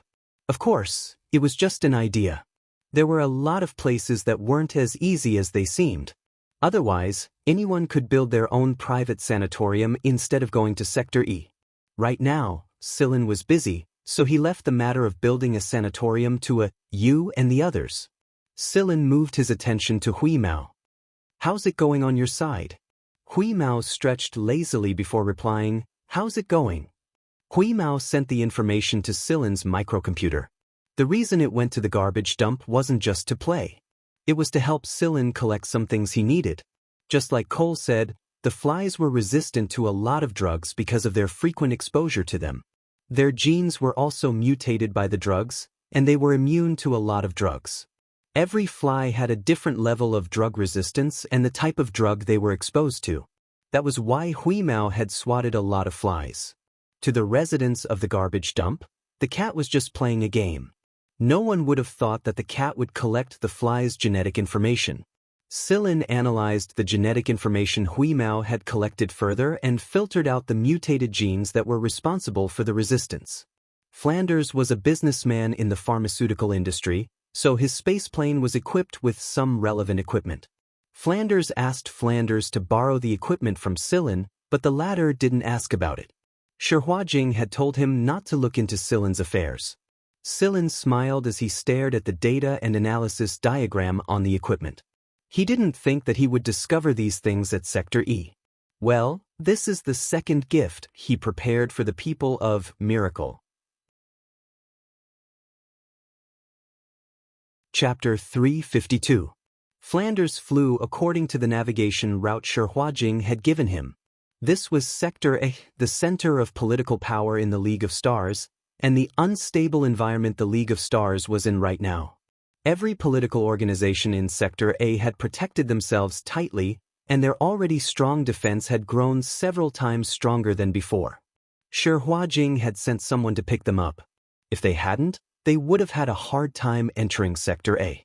The patrolling fleets, the scanning signals, and the constant requests for ID confirmation were enough to annoy them to death. A moment of carelessness and they would be labeled as terrorists. It was a principle that one would rather kill 1,000 innocent people than let a single one go. Flanders and the others had boarded the starship that came to pick them up before they officially entered Sector A. There were a lot of places in Sector A that his spaceplane couldn't go to. He could at least take a look around before the League of Stars fell into chaos, but he definitely couldn't now. Their main focus was on Jiosun. Silin and the other two were Flanders' bodyguards, so they weren't too eye-catching compared to Jiosun. After they boarded the starship Shihuajing sent, someone contacted Silin and relayed Shihuajing's message to him. The fourth young master said that everything on his side is almost done. Please don't worry, the person said. Shihuajing meant that he already had a way to get Silin into Sector C, and that Silin didn't need to do too many things. However, it also meant that Shihuajing must have made a move against the military already. It was true that Shihuajing wouldn't have become the Shir family's revered fourth young master in just 2 or 3 years if he didn't have some tricks up his sleeve. Right now, Silin couldn't communicate with Shihuajing just yet. It wasn't safe and the signal wasn't good. The area they were in right now was filled with strong electromagnetic interference due to the stellar activity. Therefore, Shihuajing wanted Silin to learn about the situation first and prepare for the upcoming arrangements. Aside from relaying Shihuajing's message, the person also passed Silin a video message about a certain person. It was Sword, a lieutenant colonel of the 5th Legion of the 8 Great Legions. There were a lot of colonels in the military, but the person on the screen was no ordinary person. It was because he had experienced the prisons of Sector S before. Back then, he was sent to Sector S's prison because he wantonly slaughtered innocent civilians and even his comrades. Normally, if the League of Stars' army killed some civilians, it wouldn't cause too much of a reaction. The higher-ups wouldn't even bother to pay attention to it. However, if they killed a certain number of people in one go many times and brazenly, it would be a different story. Sword was such a person. He was arrogant, conceited, cold-blooded, ruthless, bloodthirsty, and there were all sorts of comments on him. He had massacred many times. The last time, he had slaughtered tens of thousands of people, all of whom were civilians. Moreover, he had killed to his heart's content despite the interference of the local government. After that, Swood was imprisoned in Sector S's prison. However, the League of Stars fell into chaos a few years later, and the military split into 8 corps. When Sector S's prison was abolished, a lot of people were taken back from there. Now the 5th Corps had taken Swood, a former killing machine, into their ranks, and he played a lot of role in the subsequent corps battles. However, this killing machine was now dead. Silin didn't know how Shihuajing killed Swood, but he did know that Swood must have something to do with the place they were going to this time. Silin didn't think that Shihuajing killed Swood to help him. It was probably because Swood and Shihuajing had a grudge, and Shihuajing killed the guy without a word. It just so happened that Silin contacted Shihuajing about going to Sector C, and that was why Shi Huajing told him about it. Otherwise, he would have kept it a secret forever. Even if others learned of Swood's death, they wouldn't be able to link it to him. After all, Shi Huajing represented the Shi family, and it wasn't wise to clash directly with the military right now. At the same time, the fact that Shi Huajing told Silin about Swood was also a sign of trust. From this, it could be seen that Shi Huajing had a lot of backup plans even without Silin's help. In fact, he might have planted a lot of spies in the military a long time ago. The images Shi Huajing showed Silin were of Swood's performance in various situations. The man was a man of few words, and his entire body exuded a chilling aura. Even though it was just a video, it was enough to make the viewer feel the man's icy aura deeply. There was no emotion in his eyes, and he didn't show much expression when he killed someone either. It was as if he had done something insignificant. So, can you do it? Silin looked at Shusag.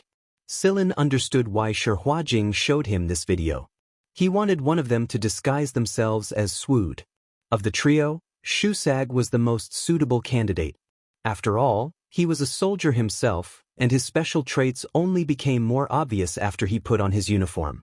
Also, according to the information he had received, Shusag and Swood's physique were very similar. Shusag himself could make some minor adjustments to his body, so there was no need to worry about his appearance. The most important thing was Swood's special traits. Shusag put down his hand and stared at the man on the screen. "Of course," he said with a smirk. As soon as he said the word, "of course," Shusag's aura changed abruptly. It went from casual and unruly to cold and distant. His aura was so cold and distant that it left the messenger gaping in shock. Many people could portray that kind of cruelty and arrogance, that kind of gloominess that felt like a blizzard was coming when they were motionless, but not everyone could embody that kind of special traits that belonged to the military. Like a javelin, he stood with the exact same posture. He used his gaze to replace the coldness and gloom in his words. Behind the gloom, his emotionless eyes slowly looked over. Behind Shusag, Swoder was also looking over from the holographic screen. The same movements, the same eyes, the same aura. It made people forget that Shusag wasn't wearing the army's uniform at all, and he didn't look the same as Swood. The messenger's eyelids twitched when he saw those eyes, and a chill ran down his spine. For a moment, it was as if he saw Swood standing in front of him again. The man who came from the military but killed to his heart's content like an assassin, ignoring the rules and discipline and not hesitating to kill his teammates. In that instant, the man reflexively reached for his gun, but he immediately remembered that this was just a substitute. The real Swood was already dead. After all, he had participated in the assassination of Swood not long ago, so he had a deep impression of Swood. It was precisely because of this deep impression that when he found out about Shi Huajing's plan, he wondered if he could find such a replacement. He didn't expect that there would really be such a person who could display Swood's characteristics. Although he wasn't sure how similar they were, at least at that moment, he felt that Swood was standing in front of him again. Swood, who had been through prison, was even more gloomy. Shusag's own experience wasn't simple either, and he seemed to have some kind of talent. The effect made Silin very satisfied. To cover up the awkwardness of reflexively pulling out his gun, the messenger coughed and continued to explain the situation to Silin. Shusag, on the other hand, turned back into that unreliable middle-aged man. He casually lay on a chair, picked up an apple and started munching on it, as if the cold and gloomy aura just now wasn't created by him. After passing through the interference zone, Silin was finally able to contact Shi Huajing. "How is it?" Shi Huajing asked. What he wanted to know the most was how well Silin and the others could impersonate Swood. The better the impersonation, the easier the operation would be, and the higher the success rate. The messenger told Shi Huajing about what happened just now, and Shusag gave him face by putting on another performance. Shi Huajing couldn't help but click his tongue in wonder. "Where did you find such a talent this time, Silin?" Silin only smiled. It couldn't be helped.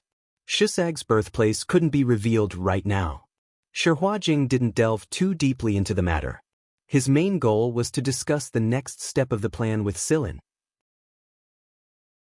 Before this, he was going to impersonate Silin, but now that he had a better substitute, he had to change his plan a little. It's not hard to get into Sector C. I received a message not long ago that might be able to help you get in. Shi Huajing said. A while ago, Swood's 5th Corps had a little conflict with the 1st Corps, and I took care of Swood during that time. However, it was a pity that the 1st Legion had suffered some losses this time and lost some people. As for the place you mentioned, it won't be easy to get in. The security there is very strict, and the only people allowed in are prisoners or escorts. Swood is one of the escorts? Sillin said. That's right. Sword has already escorted 2 batches of people. If nothing goes wrong, the 3rd batch of prisoners of war should also be escorted by Sword. After all, not everyone can be indifferent to the kind of experiment that uses prisoners of war soldiers. Sillin nodded. He had a general idea of Shi Huajing's plan. But, Shi Huajing continued, even if Shusag can disguise himself as Sword well, and I have some of Sword's identification in my hands, the base you're heading to will have a stricter identity check. They will also run nuclear DNA, mitochondrial DNA, gene activity, antibodies, and so on. You know that there are some tests that even spiritual Master Swood can't perform exactly the same tests every time. There will always be some slight differences. After all, the human body is a dynamic process. If the test results were exactly the same, it would be intercepted because it meant that someone had copied and stolen the test records of the same person. This was the biggest problem Shi Huajing was facing right now. Sillin thinks for a moment before looking at Cheto. After Cheto nodded, Sillin said to Shi Huajing, we can take care of this. Chapter 353. Can it be solved? Shi Huajing looked at Sillin. After making sure that Sillin was serious and wasn't forcing the issue, he nodded. He didn't press the issue any further and went on to discuss the next step of the plan. Shi Huajing didn't ask how Sillin was going to solve the problem. Although he hadn't known Sillin for a long time, he knew a little about Sillin back when he was in Vanguard Division 6. Sillin was quite a mysterious person. At first glance, he didn't seem like anything special. Even though he was a squad leader of one of the 4 major hunter regiments, he still wasn't enough for most people. But after spending more time with him, one would realize that he was always able to involve a lot of people and things. He was like a riddle that was hard to see through. These are the options I can arrange. What do you think? Shi Huajing told Celine his thoughts and several action plans that he had already set up. He asked Celine to make a choice, and he would immediately make arrangements after making his decision. Shusag's route was almost ready, but Sillin definitely wouldn't just go with this one. He would arrange at least 2 routes. If one of them failed, the other could continue. Sillin considered Shi Huajing's proposal for a moment before saying, I choose the second option. Shi Huajing raised an eyebrow when he heard Sillin's choice. The second one? Out of all the options, the second one wasn't easy to control. Even though Shi Huajing thought it was a good option, he didn't dare make the decision to go with it. He didn't expect Sillin to choose this option. It sounded like Sillin was going to implement it himself. Shi Huajing had told Sillin before that if people outside the base wanted to enter that place, they would either be prisoners or escorts. Shusag chose the escorts route, while Sillin chose the prisoners route. However, it was not easy to be a prisoner of war sent to the base. When Shi Huajing told Sillin about this plan, he had clearly explained that the prisoners of war were the test subjects of Miracle Corporation, and their conditions weren't good when they were locked up. They were thrown there like experimental animals. Other than that, these prisoners of war would undergo a life index test before they were escorted away. If they were on their last breaths, they would be sent on their way with a bullet. If they were still alive, they would also be sent on their way with a bullet. The only difference was that the people with relatively higher HP would be sent on their way with a bullet. It was to reduce his health points to around average. This was a preliminary test at the base. They needed people with better physiques and stronger recovery abilities. Under the same conditions of injury, when these captives were transported, they would be categorized according to their recovery, just like how they would screen and classify animals. They didn't lack test subjects anyway, so they didn't feel it was a pity for those who didn't make it. Every once in a while, someone would check on the condition of the prisoners of war. After all, they were enemies. If the people escorting them weren't satisfied, they would shoot the prisoners dead. Of course, if Shusag performed well and used Swoosh's identity as the leader of the escorts, he might be able to take care of them. Then how are you going to get an average health point? Shihuajing asked. Self-mutilation was a skill, not to mention that there was a standard self-mutilation. I know what I'm doing, Silin replied. Alright, since you've made up your mind, I'll take care of the rest. But once we get to the base, you'll have to rely on yourselves. I can't help much. From the moment Shihuajing started talking, just like before, he pretended not to see the cat peeking its head out. Then, when Hui Mao saw that no one was paying attention to him, he flipped and jumped over. Between Silin's group and the comm screen, a gray shadow kept flitting about. But both Silin and Shihuajing pretended not to see it and continued discussing the operation plan. In the end, Hui Mao jumped onto Silin's shoulder and glared at Shihuajing on the comm screen with disdain. However, Shihuajing's cultivation was much higher than before, so he continued to ignore this gaze. He knew that if he responded, this fat cat would say something like, defeated opponent, again. Shihuajing would not do such a thing that would make him feel uncomfortable. When the starship arrived at Shihuajing's turf, Shihuajing arranged for a not-so-grand welcome ceremony because Jiao Sun didn't like it.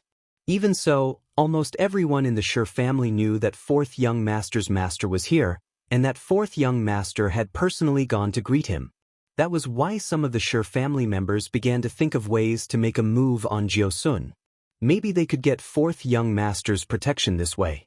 Shihuajing knew his master's temper very well, so he declared that no one was allowed to harass Jiao Sun without his permission. Otherwise, while Shihuajing was greeting Jiao Sun, he ordered his men to escort Silin and Flanders away. With Jiao Sun and Flanders as a cover, no one paid any attention to Silin's group. Somewhere at the border of Sector C, a fleet was parked. There were a lot of wreckage and debris floating around the fleet, and there were also dead soldiers. The wreckage and lost lives looked insignificant in this vast universe. Inside a command ship, 2 fighter jets flew out from the center of the battlefield and entered it. After they were parked, 2 people disembarked from the jets. One of them was the famous killer, Swoder, and the other seemed to be one of Swoder's subordinates who had been promoted to Swoder's aide-de-camp not long ago. No one paid attention to the aide-de-camp. Of course, no one paid attention to Swoder either. That expressionless and gloomy face made everyone shiver in fear. Moreover, there were a lot of blood stains on Swoder's space combat uniform. Most likely, the killer had gone on a killing spree somewhere and returned only after he was satisfied. Lieutenant Colonel Swoder, the commander is looking for you. The other man wearing the same Lieutenant Colonel insignia walked up to Swoder and said a few words. He didn't say anything else after that. He had just fought a war, and he was so tired that all he wanted to do was find a place to sleep for a couple of days. Swoder didn't even nod at him. He simply walked straight to the command room. No one was surprised by his attitude by now. Shusag had seen the general layout of this command ship a long time ago, and he had memorized it. Moreover, Cheto had shown Shusag the full scan of the command ship before the fighter jets entered the command room. There were a couple of verification procedures on the way to the command room, and Shusag had passed all of them with Cheto's help. His face had been disguised, and his figure had been adjusted to look exactly like Swoder. Coupled with his special characteristics and the modifications Cheto had made to the detection equipment, no one would suspect the man who walked through the corridors of the starship so confidently. According to the rules, an aide-de-camp couldn't enter the command room without the commander's permission. Therefore, Shusag was the only one who entered the command room. An impatient man was already sitting inside the communication room. He was none other than the commander and the highest commander of this command ship. The commander's expression finally eased a little when he saw Swoder. It was obvious that the commander knew about Swoder's penchant for killing when he went crazy, so he didn't say anything when he saw that the man in front of him didn't even bother to say a word to him.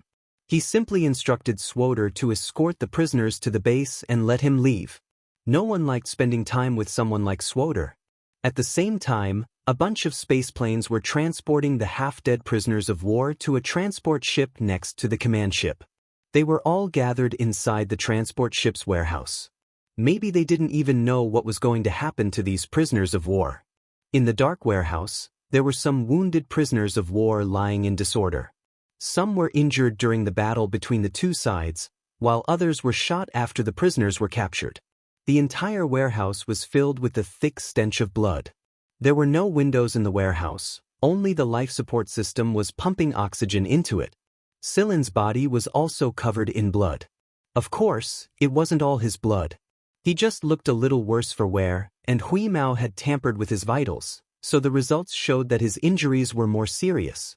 So, Silin was quite conscious as he lay there. He could even catch a light from a button at the corner of the warehouse to observe the situation around him.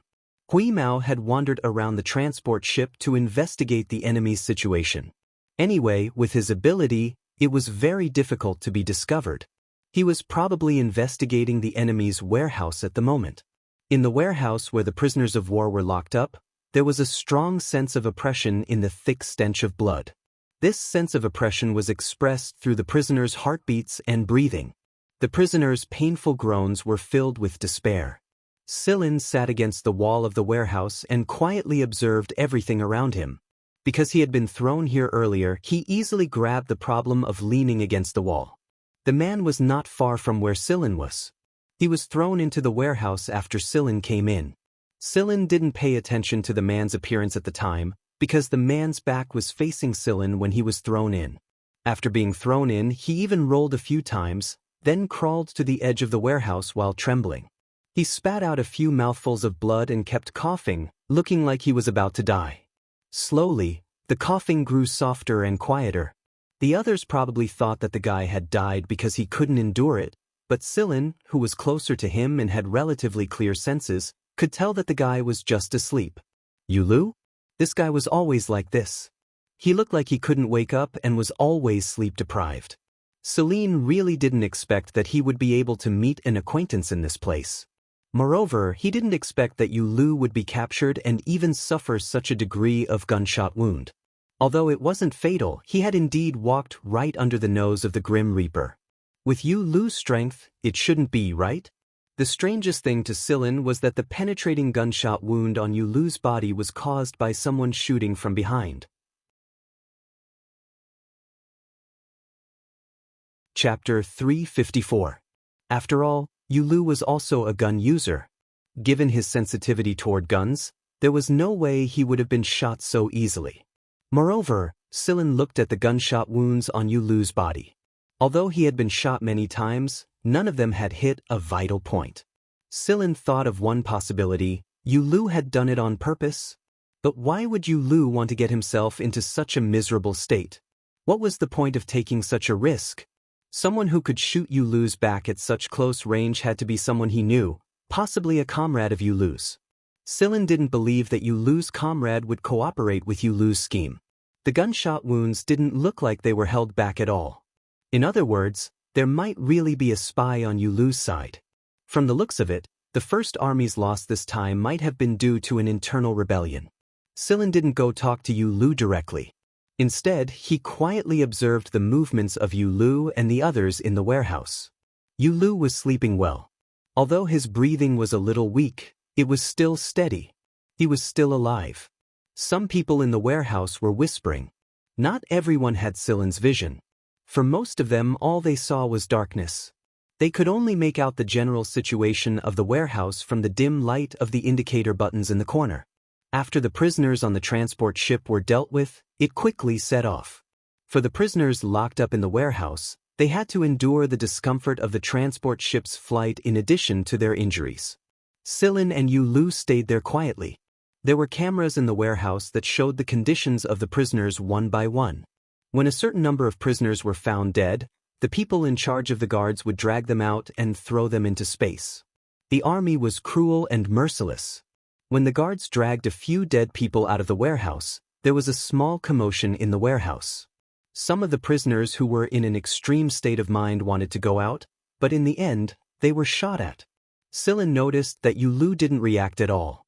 His breathing was steady, as if he was indifferent to all this. Or maybe he was just used to it. Other than dragging the dead out of the warehouse twice, the guards didn't come in to cause any trouble for the captives. Shusag's disguise as Swode must have played a part in that. Everything went smoothly, and Sillin also took advantage of this time to rest. The following operations would not be easy. The transport ship's voyage in Sector C was pretty smooth. They did not encounter any interference from the other corps, and the First Legion did not chase after them to request a prisoner exchange either. There was something fishy about this. Logically speaking, if a talent like Yu Lu had fallen into the enemy's hands, the people of the First Legion would definitely propose a prisoner exchange, but this was not the case. Currently, there was indeed a storm brewing between the various legions. Sillin did not wish to get involved, so he did not speak to Yu Lu. When the transport ship finally arrived at the planet, Sillin opened his eyes. A third of the people in the warehouse were gone, and the condition of the captive's physique was obvious to see. Those who had recovered well could already walk around freely. Although they still couldn't do strenuous exercise, and they looked a little haggard after being imprisoned here, they were much stronger than before. Yu Lu had also recovered very well. Although the penetrating wound from the bullet didn't look like it had healed much, and he still looked listless and lifeless, Sillin had a feeling that the guy was hiding his true strength. He might be a sickly invalid one moment, but he could turn into a ferocious tiger the next. The transport ship did not enter the planet directly. Instead, it stopped at the spaceport outside. There were specialized personnel there to sort and process the captives. Sillin looked up at the warehouse door, and it didn't take long for it to open. A group of fully armed people stood outside the door, but they didn't look like soldiers. The soldiers of the 5th Legion who were responsible for the detention were dressed in their army uniforms and standing at the back.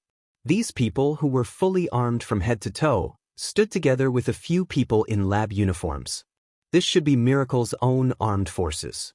Moreover, these fully armed people were taller and stronger than the average person.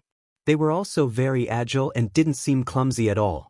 Their movements with guns were very skilled and straightforward.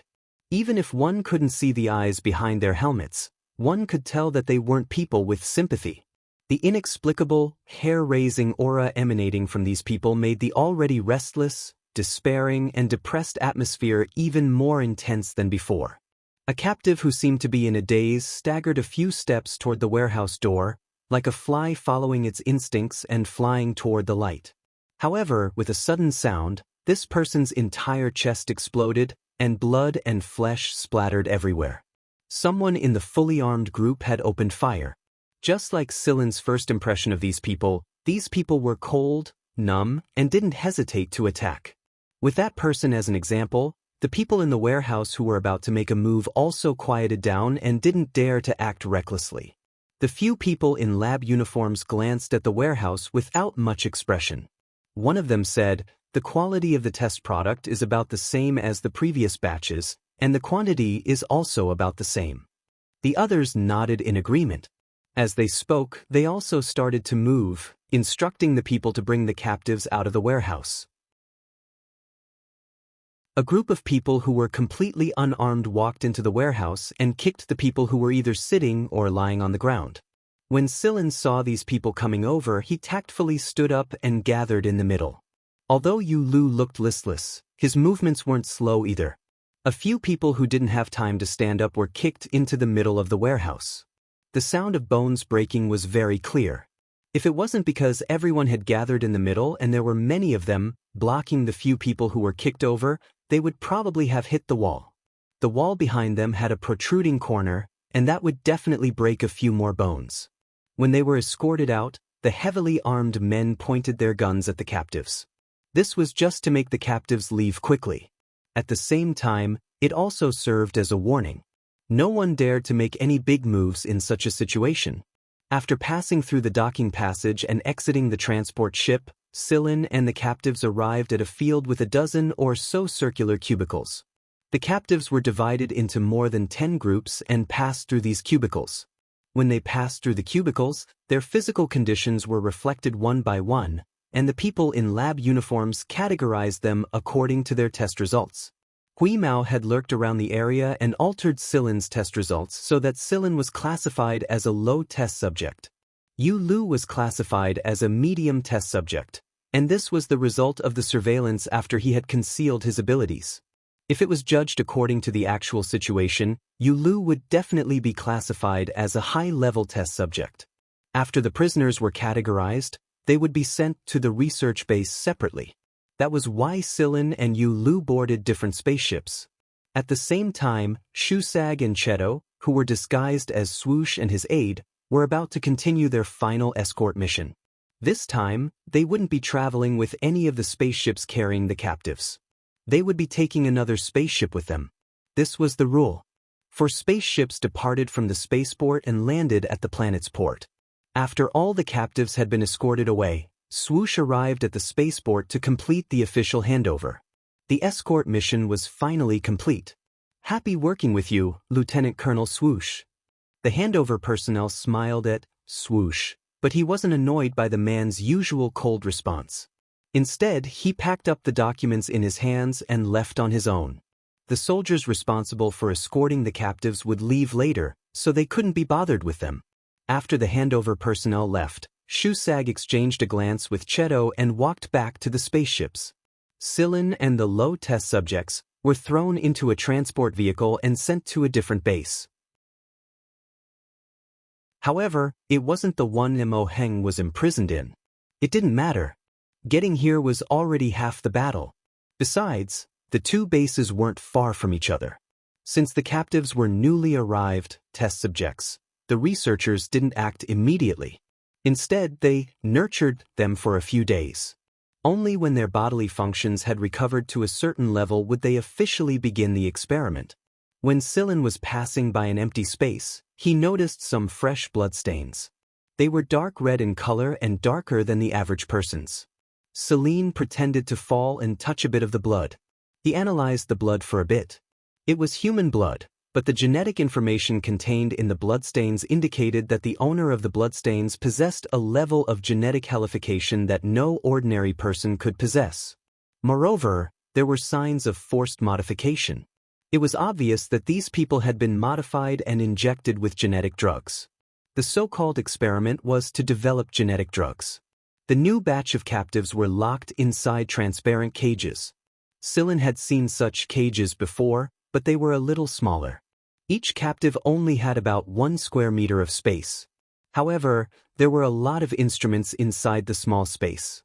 They could monitor the test subjects inside the cages and record their vital signs. There was a number on the outside of each cage, which was the code of the test subject locked in the cage. After all the test subjects were locked up, the walls around the cages were no longer transparent. The people inside couldn't see what was happening outside, but the researchers outside could clearly see what was going on inside the cages. Silin, who was locked in the cage, looked like a man who was exhausted. He leaned against the wall and looked like he was asleep. The researchers patrolling outside only glanced at him briefly before leaving. Most of the new test subjects were like this, so the researchers wouldn't pay too much attention to them. In a place where no one was paying attention, Hui Mao, who had eaten and slept his fill, was already making his move. Making a move here or at Mo Heng's base would attract the attention of all parties, but if he made a move at the other bases, there would definitely be a lot less people paying attention to this one. Moreover, the larger the area of influence, the better the effect. Hui Mao thought happily, this is just like fishing. Casting a wide net will definitely be effective. And so, with its glorious mission, Hui Mao set off. Chapter 355. Many cylindrical cages glowing with white light were lined up inside the room where the captives were kept. The surroundings were terrifyingly quiet. Therefore, the soft sounds of the soldiers inside the cages hammering the walls of the cages were exceptionally clear.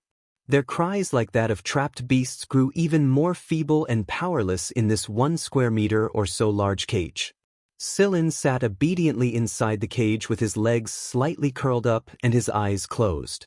He was waiting and paying attention to the movements outside the cage at the same time. He couldn't see the outside from inside the cage, but Silin could sense the movements outside through the minute vibrations and the changes in machine language. Although he couldn't understand the situation outside without looking like Cheto and Hui Mao could, it was absolutely possible for him to get a general idea. For example, when a researcher came over to inspect the situation, Sillin would be able to sense them. Sillin could sense how long the researcher stayed in front of the cage for, how long they stayed in front of the cage, what route they were patrolling, and so on. Other than storing his stamina and sensing the situation outside, Sillin was also counting the time in his mind. Suddenly, Sillin's heart skipped a beat. He sensed something unusual outside. It wasn't obvious, and even people outside the cage might not be able to detect it with their hearing alone. Somewhere on the wall of the room where the captives were kept, a watery ripple appeared. Then, a person walked out of the ripple. It was a guy with a metallic luster, and his face was blurry. He could only make out a human shape. The whole process was almost completely silent. There were only a few shallow ripples where his body came into contact with the wall. Sillin didn't know what the newcomer looked like, but the feeling the newcomer gave off reminded Sillin of a person he met in the prison of Sector S. Mist? Or Whooshes? Regardless of which side they were from, Sillin was pretty surprised right now. As the two top assassin organizations in the League of Stars, be it Mist or Wuxia, their every move was thought-provoking. This was especially true on this planet that belonged to Miracle and had built quite a few large experimental bases. What were they here for? A person or a drug? The Miracle Company was most famous for their genetic medicine, but if they wanted to find genetic medicine, they didn't have to come to this place where the captives were held, right?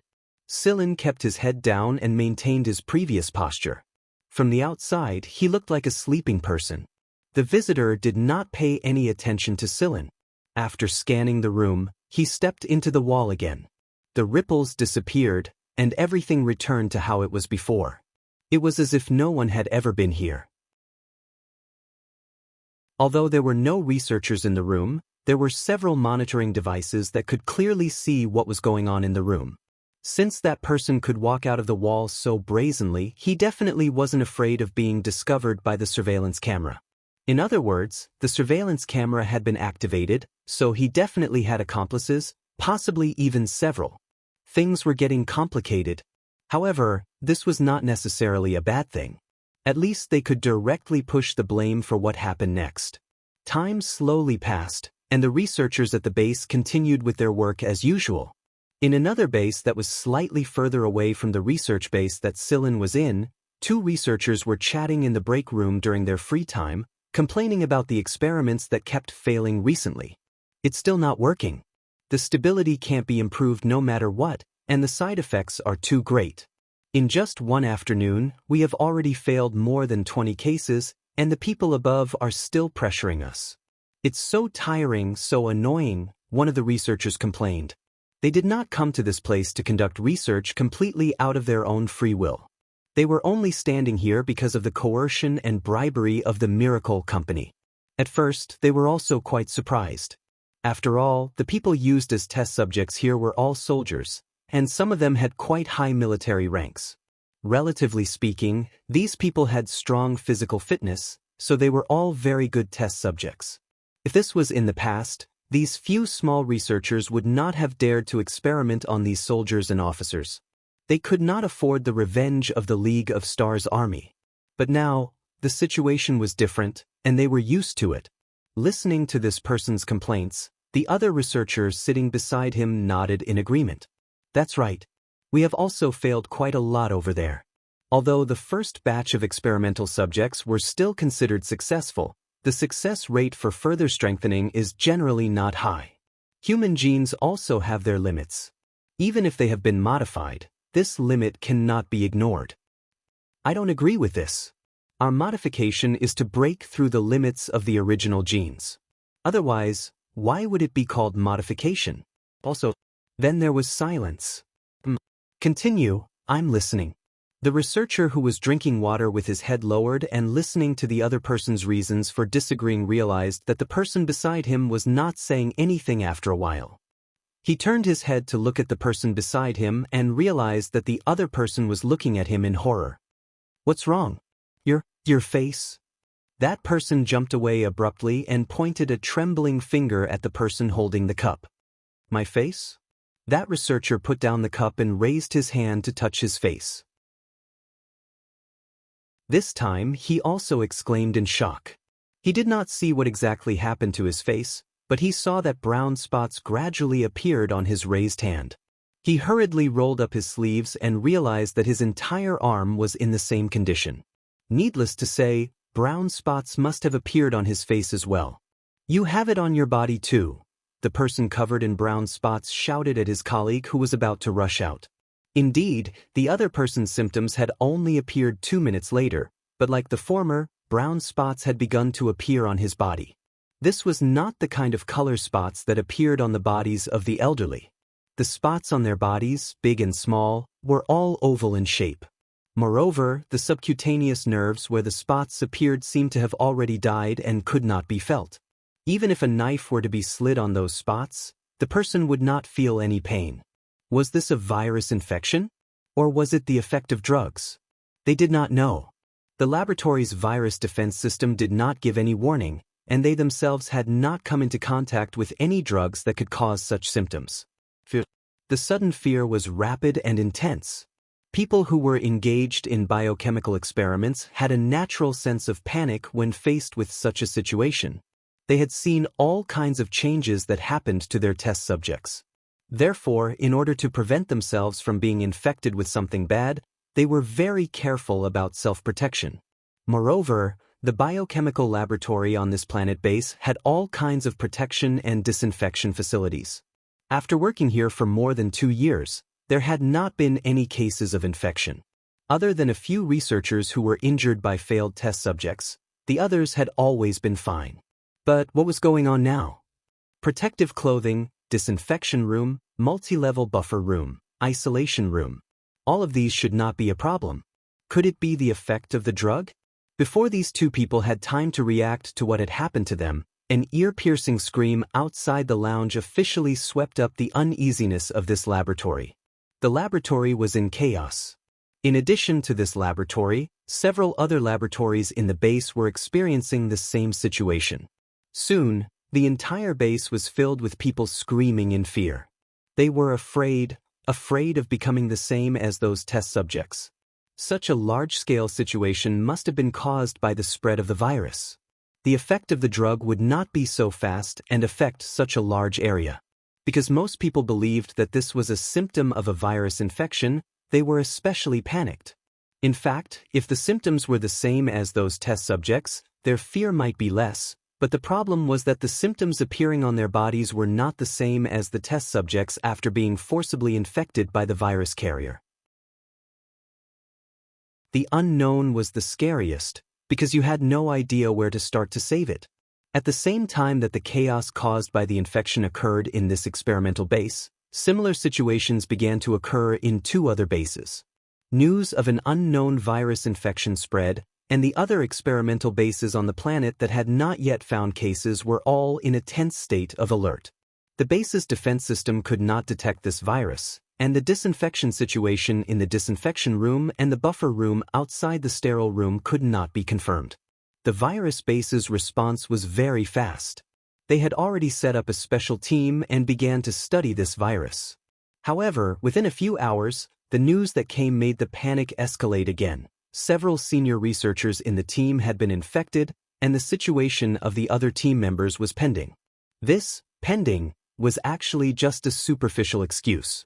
Since it was the same research team, it was only a matter of time before the rest of the team became infected.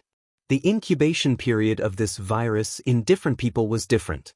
Some people might become infected immediately, while others might wait for 2 to 3 hours.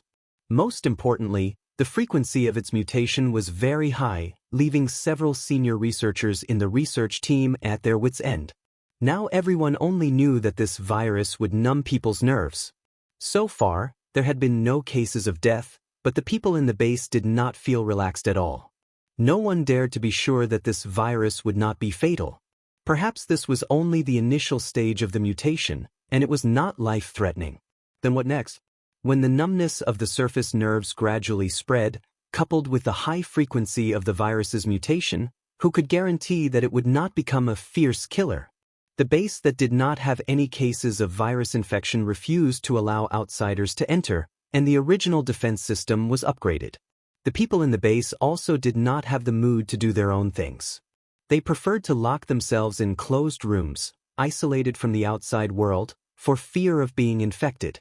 They agreed to work here for money, not to lose their lives. When the few bases were in chaos, Hui Mao, who was squatting in a small corner, looked at the panicking people, calmly stretched, tilted his head, scratched his ears with his hind legs, and shook his fur. He continued to cast the net.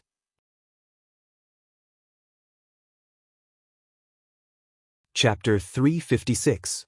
The base where Mo Heng was located. As the general manager of the base, Bishin had been supervising the progress of the base. His project was favored by the higher-ups of Miracle, and they had invested a lot of manpower, material, and financial resources into it. Bishin had also put a lot of effort into it, but the progress so far had not been satisfactory. Compared to the research progress of the other bases on the planet, Bishin's base had not produced much results. 2 days ago, the higher-ups of Miracle had urged him to hurry up, so Bishin had once again put pressure on the staff of the base. While supervising the work of the base, Bishin also paid attention to news from all sides. As one of Mo Heng's former students, Bishin knew all too well what Mo Heng was capable of, so when he received the lightning-like image, Bishin had been hoping to get his hands on the technology. If the higher-ups had not ordered for Mo Heng to be more lenient, Bishin would have interrogated Mo Heng by force long ago. Bishin had people keep an eye on the movements of the 11th team's captain, Silin, but the news he received was that all the members of the 11th team were in the middle of their mission, and no one was missing. This made Bishin very curious. Could it be that he had guessed wrong, and the news Mo Heng sent out was not for Silin? The pressure from the higher-ups, the failure of the research, and the lack of confirmation of his guesses all made the usually calm Bishin restless. He had a feeling that something was about to happen. It did not take long for Bishin's uneasy premonition to be confirmed. An unknown virus had appeared in other bases. So far, out of the 9 large experimental bases around the world, 5 had been infected, and 3 of them were now heavily infected areas that were on the verge of collapse. As soon as he received the news, Bishin ordered the base to be locked down. People outside the base were not allowed to enter, and those inside the base could go out, but they were not allowed to come back, at least not before the unknown virus was developed. Bishin even had people set up a quarantine line far away from the base. Anyone who crossed the line, unless they were a special personnel, would be killed. Bishin did not want his base to be infected by the virus. As long as one person was infected, the base would not be far from collapsing. Although he was an engineering researcher, he had some understanding of viruses, especially the base on the same planet. Some of the high-risk viruses involved in their research projects had always made Bishin uneasy, so this mechanical engineering base had always been unwelcoming to people from the virus side. Even if they were not the first to be infected, Bishin did not like them. When Bishin found out about the outbreak of the unknown virus, he had already cursed the people at the virus and biochemical base 1,000 times. He felt that it was their negligence that caused all the bases to fall into panic and unrest. It was not that Bishin did not suspect that someone was deliberately spreading the virus. He even instinctively suspected that it was Mo Heng students or someone related to Mo Heng. However, the first case of infection occurred at a biochemical research base. That was one of Miracle's main genetic research projects. The security facilities there were more advanced than the mechanical engineering base, and the outbreak was a viral infection. Mo Heng, who was famous for his mechanical engineering skills, was completely unrelated to that field. In the end, Bishin could only direct all his dissatisfaction to the person in charge of the biochemical and virus research base. As usual, Mo Heng quietly stayed in his room. When he was bored, he would play with parts and assemble a machine. When he was tired, he would sleep and listen to some tunes. At this moment, Mo Heng was resting on a chair. He had just assembled a machine and was a little tired, so he was about to take a nap. Unexpectedly, just as he was about to fall asleep, Old Man Said, who was also an academician of the League of Stars Academy of Engineering, came over to chat. "Hey, old man Mo, how can you still sit still?" Said seemed a little uneasy and panicked. "Why can't I sit still?" Mo Heng raised his eyelids lazily. "You don't know." "Know what?" "You didn't pay attention to the public platform of the base." Said looked at Mo Heng in disbelief. This was such a big thing. Forget about the public platform, all he had to do was walk out of the room and chat with the research staff outside. How could Mo Heng not know? What the hell was this old man thinking all day? I'm not in the mood to pay attention to it. I'd rather listen to some tunes. Fortunately, he could not sleep anymore. Mo Heng picked up a part and played with it. Said's face was twisted as he told Mo Heng about the virus. Right now, everyone in the base is panicking. They're afraid that a case will appear in this base. If that happens, I'm afraid that all of us will die. Mo Heng was silent for a moment. Is it that serious? I heard that no one has died yet. I don't know if it's true or not, but it's true that this virus is very powerful. Otherwise, the newly formed Special Task Force would not have been able to do anything about it. Instead, they would have died. Said had always been sensitive to viruses. He had experienced something similar before, but the disaster area was not wide. Back then, the League of Stars Academy had quickly developed a special drug to stop the spread of the disaster.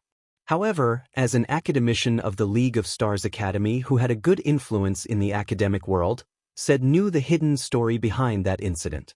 The virus was spread from the laboratory. Therefore, since then, Said had stayed away from the virus laboratory. He did not even want to go to some biochemical laboratories. He just focused on his mechanical engineering projects. Hearing Said's words, Mo Heng stopped playing with the parts and asked again, "What are the researchers going to do outside?" Said sighed. At first, Bishin allowed someone else to go out because some researchers felt that it was not safe to stay in the base. If anyone was infected, everyone would be in trouble. After all, this virus was too fierce. It spread so fast that it caught everyone off guard. But later, more and more people wanted to go out. And Bishin stopped letting them go. Who would continue working on the project if they were all released? Bullshit. Who would be able to calm down and work at a time like this? Mo Heng snorted. However, it's not necessarily a good idea to go out of the base. If the virus really spreads as fast as you said, there must be a lot of pathogens in the air. Isn't it suicide to go out? There are some advanced protective and disinfection facilities in the base, but they won't be available if they go out. That's true, but many people want to leave here directly. If they leave, they won't have to face the virus. Unfortunately, Miracle, you agree. The satellite array outside is already on standby. Anyone who tries to go out will be killed by Wuxia, including the people in charge of each base. Mo Heng curled his lips. The people of Miracle were indeed ruthless. Then what do you want to do? Mo Heng looked at Said. Said paused. I'm going to close off the outside as well. Food is ready. I want to modify my house. At least if there's a virus outbreak in this base, I can be isolated from the patients. So, I want to ask you, do you want to do the same? If you're going to do that, stock up on food now. Said seemed overly nervous. Mo Heng did not give him an answer. Said did not wait any longer. He said a few words and left in a hurry. Mo Heng lay on the chair and did not move for a long time. He naturally understood what Said was thinking. Many people in the base were probably doing the same. But Mo Heng had his own ideas. As the father of a general, he understood how the higher-ups thought. If this place really fell, and the virus was too powerful, and they could not find a solution in a short period of time, the planet would probably be abandoned. The result of that was the forced destruction of the entire planet, and the planet would be erased from the League of Stars. Even if they hid in their own sanctuary, what would happen? While Mo Heng was thinking of a way to deal with it, Silin, who was locked in the white cage, was also calculating the time to act. The first case of infection had just been discovered in the base where Silin was imprisoned. After that, more and more infected people appeared one after another. The people in the base, who were already nervous, were like a flock of frightened birds when the first infected appeared. The once orderly base was now in chaos. 90% of the work had been suspended. No one was in the mood to continue with the engineering experiments. Now, everyone was wholeheartedly thinking about how to avoid the unknown virus and the infected in the base. Everyone felt that the people around them were unreliable. Perhaps the person who walked past them was a carrier of the virus. Such thoughts quickly became deeply rooted in the minds of the researchers. They began to be wary of the people around them. Everyone wore protective suits and armed themselves to the teeth. However, those who were knowledgeable understood that the special team established had the best protective equipment and so on the entire planet. It was even the top research protective equipment of the entire Miracle Company. Moreover, the members of the team, even if it was just an assistant member, were absolute professionals who had worked in Miracle Company for many years. How could they be careless? Their isolation suits were not good enough? Their disinfection equipment was not advanced enough? That was definitely not the case. This was what made people afraid and uneasy. Even though they knew that the isolation suits on them might not be effective and that they would be infected sooner or later, people always had a sliver of hope. They would rather deceive themselves than face the cruel reality. The researchers were not in the mood to pay attention, and the guards were all transferred to maintain order in the base. Beep! The white cages holding the captives were all opened. The soldiers who were originally in despair suddenly saw hope. They were happy and excited. Then, they desperately ran out. Although many of them had not recovered from their injuries, they could still take a few steps. The captives staggered toward the door.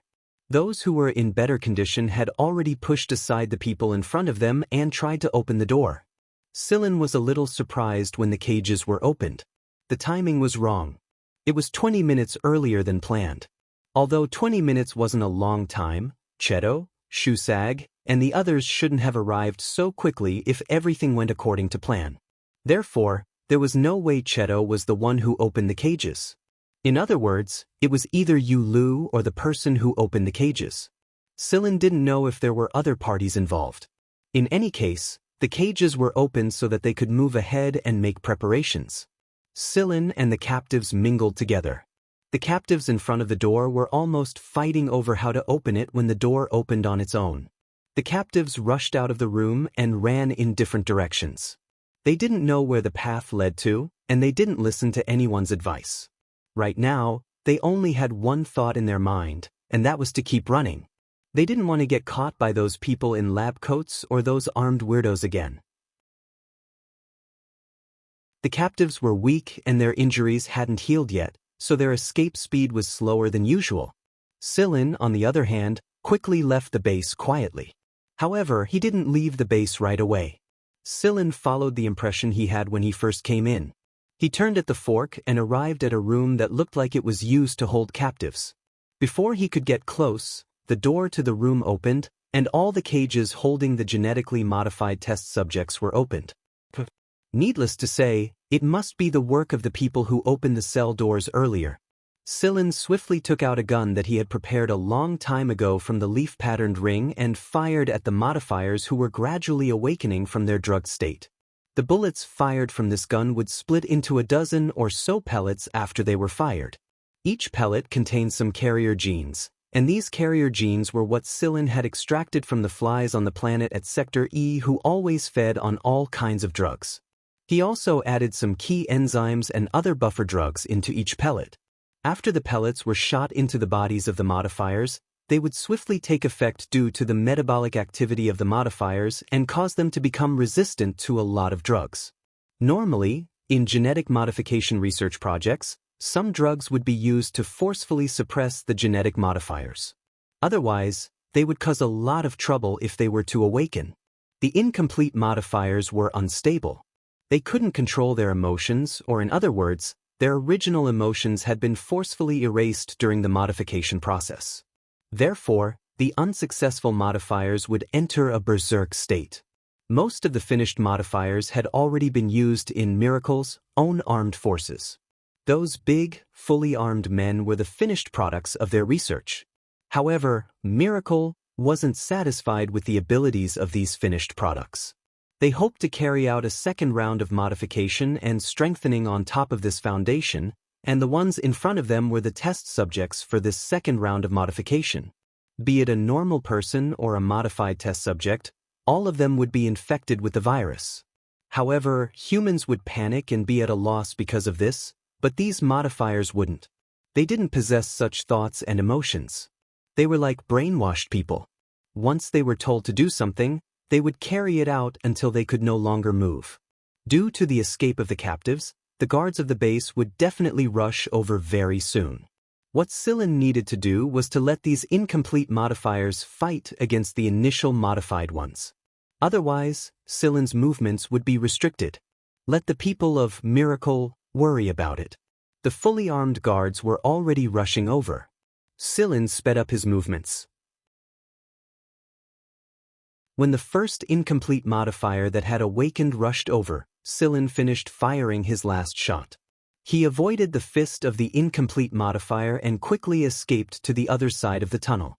Meanwhile, the few incomplete modifiers that had been preparing to chase after Sillin suddenly stopped in their tracks. They looked in the opposite direction of Sillin's escape. A large number of footsteps could be heard coming from that direction. The sound of footsteps stimulated these newly awakened modifiers even more.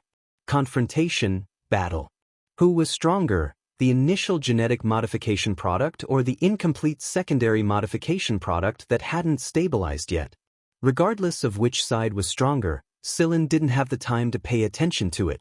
His current goal wasn't this. He just wanted to let the incomplete modifiers fight against the guards of the base to buy time for him to act. There were still a few rooms where the incomplete modifiers were locked up. However, looking at the situation, Sillin couldn't deal with all of them in one go. He could only open fire when he bumped into any of them. The situation in the base was getting more and more chaotic. The panic brought about by the virus and the release of the captives as well as the modified humans had turned the already chaotic base into a mess. No one noticed that there was a guy like Sillin adding fuel to the fire. In another part of the base, on top of a box in a warehouse, a handsome man with short hair was sitting. That man was busy working on the machine in his hands. The opening of several cages in the base was his work. The walls of the warehouse flashed. A guy with a metallic luster and an indistinct face stepped out from the wall. "You're finally back. The information has been collected. We need to leave as soon as possible." The man sitting on the box said hurriedly. "How unlucky. I can't believe I ran into such a mess." The man who just walked out from the wall complained. If it weren't for the virus, they would have stayed here for a longer time to collect more information and cause trouble. Unfortunately, they ran into such a mess. "Hey, Liquid Silver, what if we get infected? Do we spread the virus to other people in the organization?" The man sitting on the box packed up his things and jumped to the ground. "Should we inform the organization in advance and prepare a funeral for us?" "Ugh, I don't want to die with you. Get out of here." "Hey, what kind of attitude is that? Is this the tone you use to talk to a lady? Don't walk so fast. Tell me, how did I do? The speed at which I opened the prison door wasn't bad, right? How does it compare to my brother?" Liquid Silver, who already had one foot in the wall, didn't stop moving. He didn't even turn his head as he said, "Far from it. If it was Juno, completing what you did would only take half the time." "Nonsense, how could the difference be so big? Believe it or not. Hurry up, Stora is still waiting." Liquid Silver shouted. They walked out of the warehouse, turned a corner, and quietly bypassed a restaurant. The two came to a staff dormitory. The researcher in the lounge had already been injected with the drug and was sleeping soundly. On the bed in the dormitory, there was a young man sitting cross-legged with his chin in his hand. No one knew what he was thinking. "Hey, Stora, what are you thinking about? Hurry up and pack up and leave." Liquid Silver went over and kicked the guy who was sitting on the bed. Seeing the two come in, Sto stretched and moved his legs. "Judy, you're so slow." Liquid Silver gave Judy a look that said, "See, I told you." Judy snorted, turned around, and walked out. Liquid Silver and Stora followed. They had to leave this place as soon as possible. When the virus broke out, they injected themselves with a kind of potion. This potion would increase their body's resistance to the virus, but they were not sure if it could completely resist it. They could only go back first. "There's no one there. I controlled the surveillance and checked. Judy pointed to one of the passages at the fork and said to the other two. The trio quickened their pace and entered the passage. However, they came to a halt after turning a corner. Not far in front of them stood two people. Although they had always tried to discourage Judy, they believed in her abilities. The organization wouldn't have assigned her the mission otherwise. However, the current situation proved that Judy had failed. These two people had the ability to avoid Judy's surveillance net, and they were adept at concealment. Otherwise, they would have noticed them already. Cheto and Shusag were still in disguise, so they weren't worried about being recorded by the enemy's surveillance system. Opposite them, Shusag was also puzzled. Which side did they belong to? According to Cheto, someone had modified the surveillance system and done something they hadn't gotten the chance to do yet. He wasn't expecting to run into them this soon. The standoff lasted less than 5 seconds before Liquid Silver waved his arm and fired several metal nails at Shusag and Cheto. Then he flashed into the wall of the passage. Shusag extended a finger, but he didn't use his specialized finger bones. Instead, a metal claw-like glove covered his entire hand and deflected the incoming nails. At the same time, he spun around and grabbed a long spike sticking out of the wall with his other hand. It was Liquid Silver's hand that was attached to the other end of the spike. When Liquid Silver shot out the metal spikes, Judy retreated. She wanted to quickly retreat from the battle and give Liquid Silver and Stora space. Her presence would only limit Liquid Silver and Stora's abilities. This was how they cooperated. While Shusag was dealing with Liquid Silver, Cheto was dodging the flying nails. At the same time, Stola had also moved. Compared to Liquid Silver, Stola was much more quiet at the start. All he did was raise his hand. He simply raised his hand and fired a bullet at Cheto. Cheto blocked his forehead with his hand after dodging the flying nail. The bullet passed through his palm and went between his eyebrows. At the same time, Cheto was hit in 6 other places on his body, including his heart. He had fired 7 bullets in an instant, and every single one of them was deadly. But that wasn't the end. After the bullet pierced through Cheto, the person who was standing not far away from him appeared in front of him in a flash. From behind, it looked like Cheto had been pierced through by a ball of sharp knives. After this successful attack, Stola quickly retreated. At first, he was very confident in his marksmanship, but he suddenly felt that something was wrong with the person in front of him. He couldn't quite put his finger on it, so he followed up with the next hit. His expression was stiff and serious. It was because the man who had been shot 7 times and looked like a hedgehog just now hadn't changed his expression in the slightest. Cheto put down his hand that had been pierced by the bullet and revealed the area between his eyebrows. There were still a couple of other bullet holes and stab wounds on his body, but they were closing up quickly. There was no trace of blood at all. Then, Cheto charged forward at a speed no slower than Stora's. Since the beginning, Stora had been on high alert.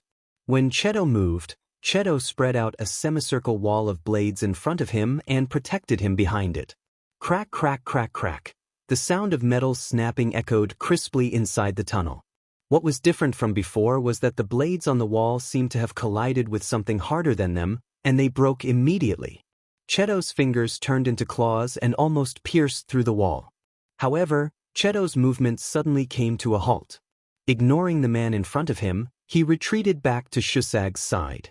"Let's go." Shusag didn't want to fight either. He pushed aside the sharp needles and left the tunnel with Cheto.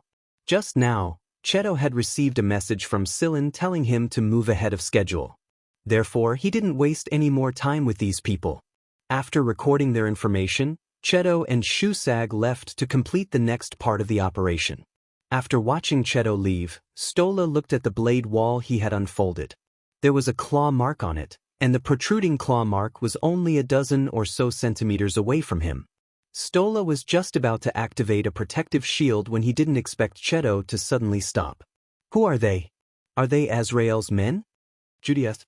As members of Wuxia, they knew their archenemy, the Mist, very well. They knew that the Mist didn't have the 2 people they saw just now. However, they didn't look like they were from the military, especially the guy Stora just fought. He was so powerful and mysterious that the only person Judy could think of was Azrael. Stora shook his head. I don't know. Let's leave first. We'll talk about everything else when we get back, Liquid Silver said to Stora and Judy after he walked out of the wall. Let's get out of here as soon as possible. Judy adjusted her mentality and followed Liquid Silver. After the trio left, a man walked out of a corner. It was none other than Yulu. Yulu scratched his head as he stared at the tunnel. I didn't think I'd run into Wux's men here. But who were the other two people? Yulu recognized Swood and his aide, but there was no way that the two people he saw just now were the real deal. It would have been hard to tell them apart if they hadn't fought each other. The brief confrontation just now was enough for Yulu to reject the idea that the man was Swood. Yulu stared at the brown spot on his hand and let out a sigh. What an unfortunate year. The base was in a state of panic due to the appearance of one infected person after another. Although the riot had been suppressed by the guards, it couldn't quell the growing panic in people's hearts. The most despairing thing was that all 9 large research bases around the world had been infected. No matter what protective measures the other bases took, in the end, there were still cases of infection in the bases. Then, there were rumors that a lot of infected people had lost consciousness. There were also rumors that one of the bases had already lost their consciousness. There were also rumors that brown speck was like a terrifying reminder. What they didn't know was that this was only the beginning of the night.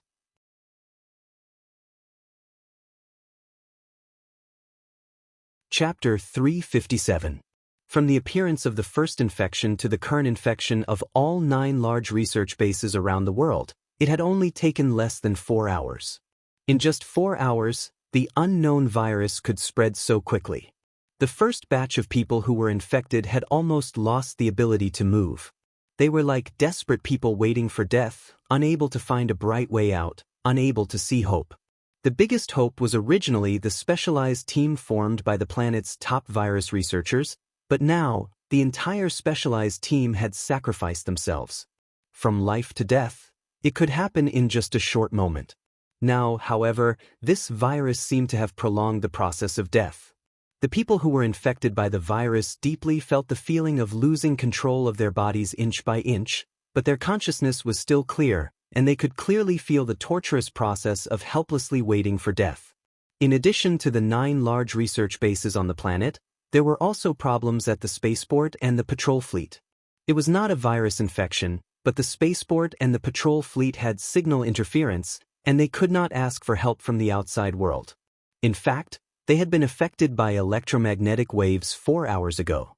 At first, they thought that it was abnormal stellar activity or an electromagnetic storm caused by some special circumstances that affected the communication system.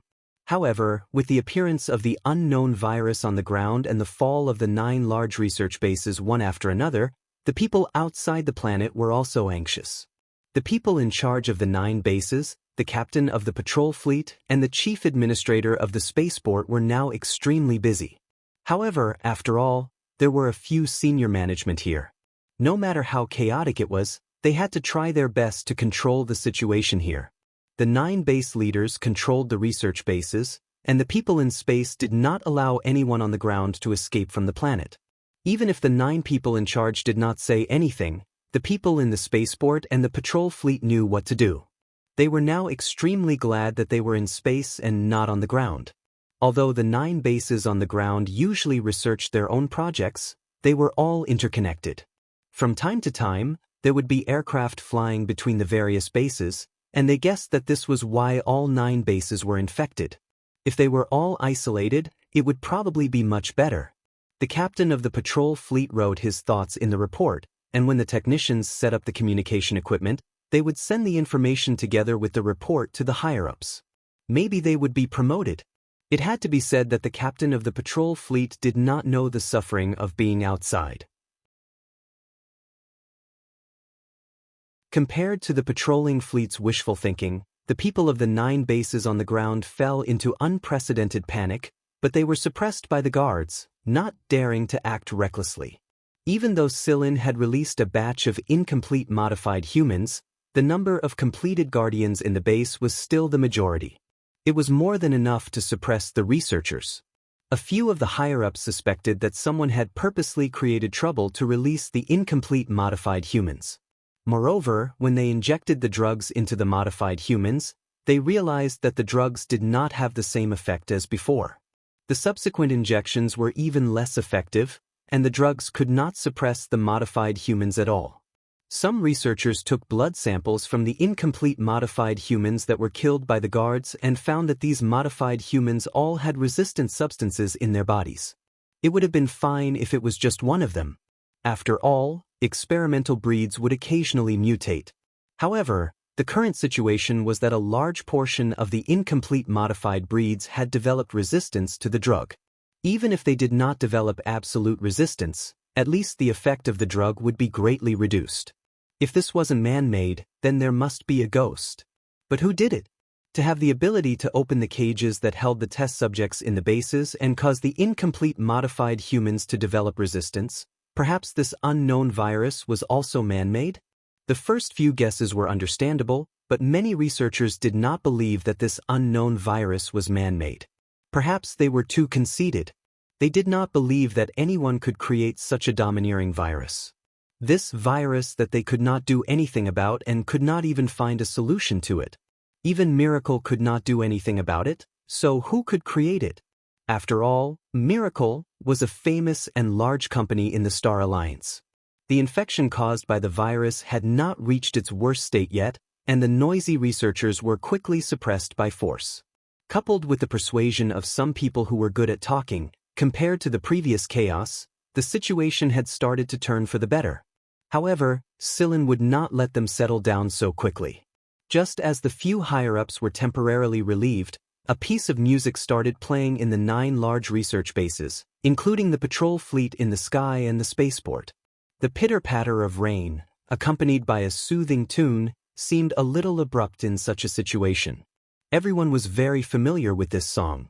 This was a song produced by a famous composer hundreds of years ago, and it was also that writer's peak work, Rhapsody on a Rainy Night. This song recorded the composer's romantic feelings from bashfulness to passion on a rainy night. It touched people's hearts and made everyone who heard this song yearn for such a dreamy rainy night. After such a song was released, it stunned the entire League of Stars. At the same time, it also led to a trend of pursuing romance on rainy nights. As one of the few works that had been passed down, Rhapsody on a Rainy Night still maintained its charm. Therefore, those who heard this song knew the name of this song when the first melody was played. But what was the meaning of playing this song now? In such a tense and chaotic moment, who would still want to pursue romance on a rainy night? At first, everyone thought that it was one of the tricks of the higher-ups, but what happened next made them realize that this was not the case. Drip, drip. It sounded like water droplets dripping from the eaves splashing into the puddles. However, those who were familiar with Rhapsody on a Rainy Night knew that there was no such drip sound in the original song. At the same time, in the 9 research bases on the ground, the patrol fleet in the sky, and the spaceport, whether they were in the research rooms, offices, or individual rooms, almost all of the optical screens and monitors in these places were flashing the same image. Against the pale background, a drop of brown water dripped like mud, splashing an oval spot on the screen, just like the spot that caused the symptoms of the virus. Drip, drip. Every time there was a drip, a mud-like oval spot would splash on the screen. The soothing rhythm of the song was supposed to be a comfortable and soft style, a kind of comfort for emotions. But in the current situation, everyone felt as if an extremely cold icicle had swept across their spines, causing a shiver to run down their spines. As the song progressed, the passion and melancholy of the drizzle gradually faded away, and what followed was a gradual turn from calm to wild. In the background of the song, the sound of pedestrians running in the rain could be heard. The water droplets splashed up and fell into the puddles, and every drop seemed to smash into people's hearts, gradually activating the emotions in their hearts. The frequency of the drip gradually increased, and everyone's heartbeat seemed to change along with the rhythm of this sound. There were more and more spots on the screen, just like the process of the virus's infection. In the song, there was the wildness and passion of a storm, and the rapid drip sound was not followed by the usual excitement and passion of the audience, but boiling panic. Everything around them seemed to be hidden, and only this modified rhapsody on a rainy night could be heard. Everyone seemed to see brown raindrops falling, landing on their bodies, splashing brown spots. Every spot quickly consumed their nerves, and their bodies were numb and weak. Were they getting closer to death? No, they couldn't stay here. They would be splashed with raindrops. They must escape from here. The slow and fast sound of the raindrops, the suffocating tension, became stronger and stronger with this rhythm, causing the fear in their hearts to accumulate and accumulate. The eruption after the accumulation was the most crazy. Everyone was a combination of angel and devil. When fear suppressed reason, the angel would fall asleep, the devil would open his eyes, and people would start to go crazy. This was a kind of psychological suggestion, and a little hypnosis was used. Cylin used audio interference and signal assimilation techniques, mixed with hypnosis and suggestive ticking rhythm, and turned such a famous song into a summoning music that awakened the devil in people's hearts. The tune that had stunned people for hundreds of years had exposed all the negative emotions in people. The devil had officially awakened. The situation that the higher-ups had suppressed with great difficulty erupted again, and it was even worse than before. If the composer knew that his masterpiece had such a function, it was unknown whether he would smile in the underworld, or wait for Cylin to die of old age and risk his life. How many things could one person do? A lot. How much damage could a single person do? It was impossible to predict. This virus was nothing more than a virus that Cylin had copied from the zebra virus's formation and pathogenesis mechanism. Cylin had even lowered the threat level of the virus a little because his goal wasn't to massacre everyone with a virus. Miracle Corporation was evil, but there were a lot of innocent people, soldiers, and researchers like Mo Heng who were under house arrest. That was why Cylin had held back when he designed this virus. As for the deaths in certain bases, they were caused by internal strife. It had nothing to do with the virus. If Cylin had spread the real zebra virus on this planet, and Cylin hadn't taken out the antidote, the entire population on this planet would probably be wiped out. This planet would become the first place for the zebra virus to spread. Unlike the Mist Bodhisattva Empire, the League of Stars didn't have large and powerful research departments like Black Viper or the RS. If the virus really did spread like this, it would take a very long time for it to invade all the planets in every sector. That would be a true large-scale massacre. There would be no smoke of war, no shadows of blades, but it would be far more destructive than an army. Virus researchers believed that a single virus could rival an entire League of Stars army. In the past, this was nothing more than a joke because it was just a hypothesis. But if such a day really did come, wouldn't it be the end of the human race? At least for now, Cylin didn't want to be a sinner. But if it was necessary, Cylin didn't mind showing these people the truth. Although the virus looked very domineering and its symptoms were very scary, the truth was that the original virus Cylin had designed could actually die. The time of death would vary depending on the host's physique, but it would never be less than 24 hours. 4 hours had passed, and there were 20 hours left. 20 hours was more than enough.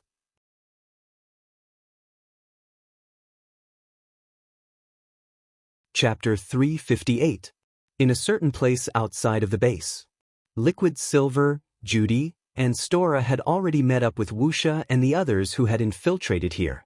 However, right now, these people were all abnormally silent. On the microcomputer screen in Judy's hand, brown specks dripped down like rainwater, accompanied by the increasingly passionate rhapsody on a rainy night. It wasn't that Judy wanted to see or listen to this, but rather because she had no choice. As soon as she turned it on, the screen would be filled with this scene.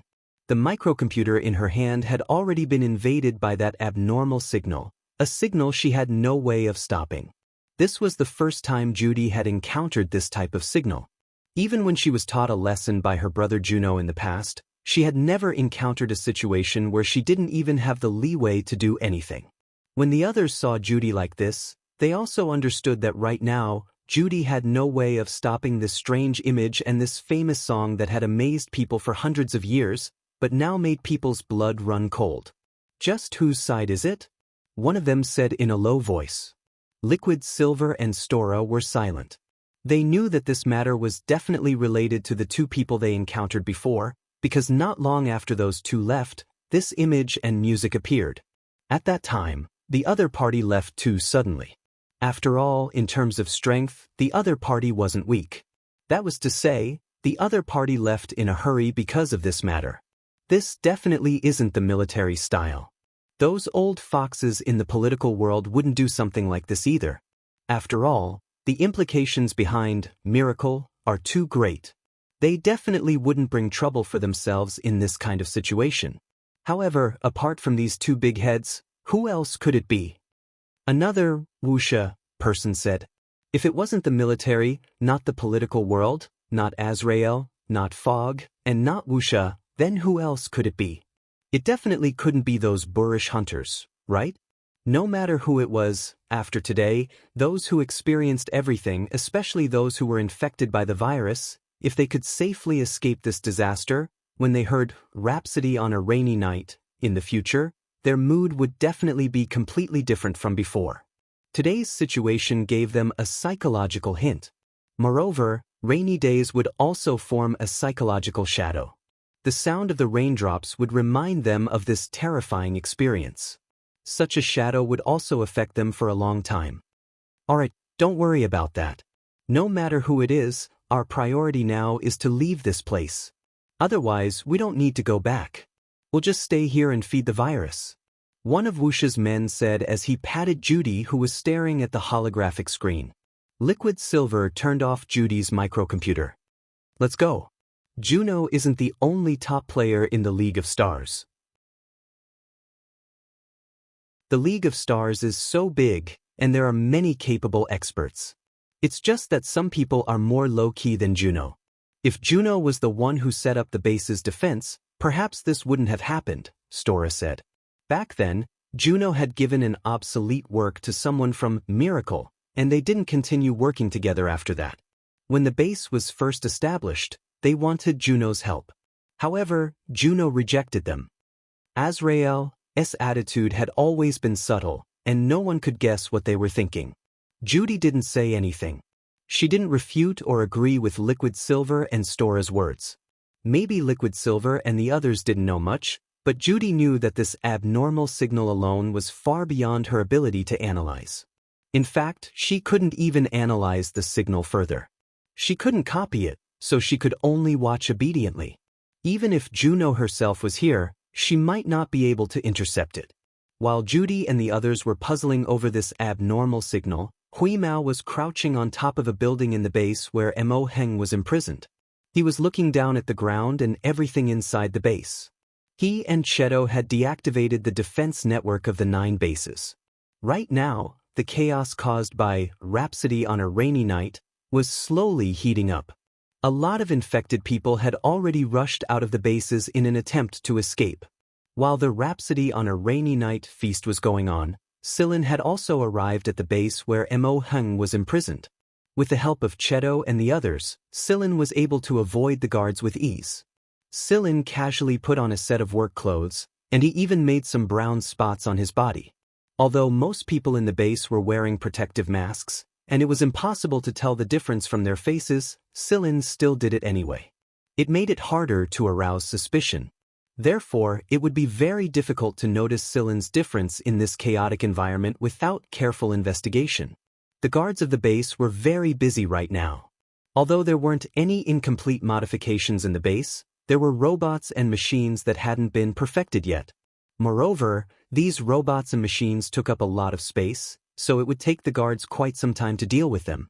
Following the route given in Mo Heng's encrypted message, Silin headed over. The place where Mo Heng was imprisoned belonged to the key research department of the base. There were a lot fewer workers in this area, and it was a lot quieter. Most of the people who needed to run away had already left, and those who needed to isolate themselves had their doors tightly shut.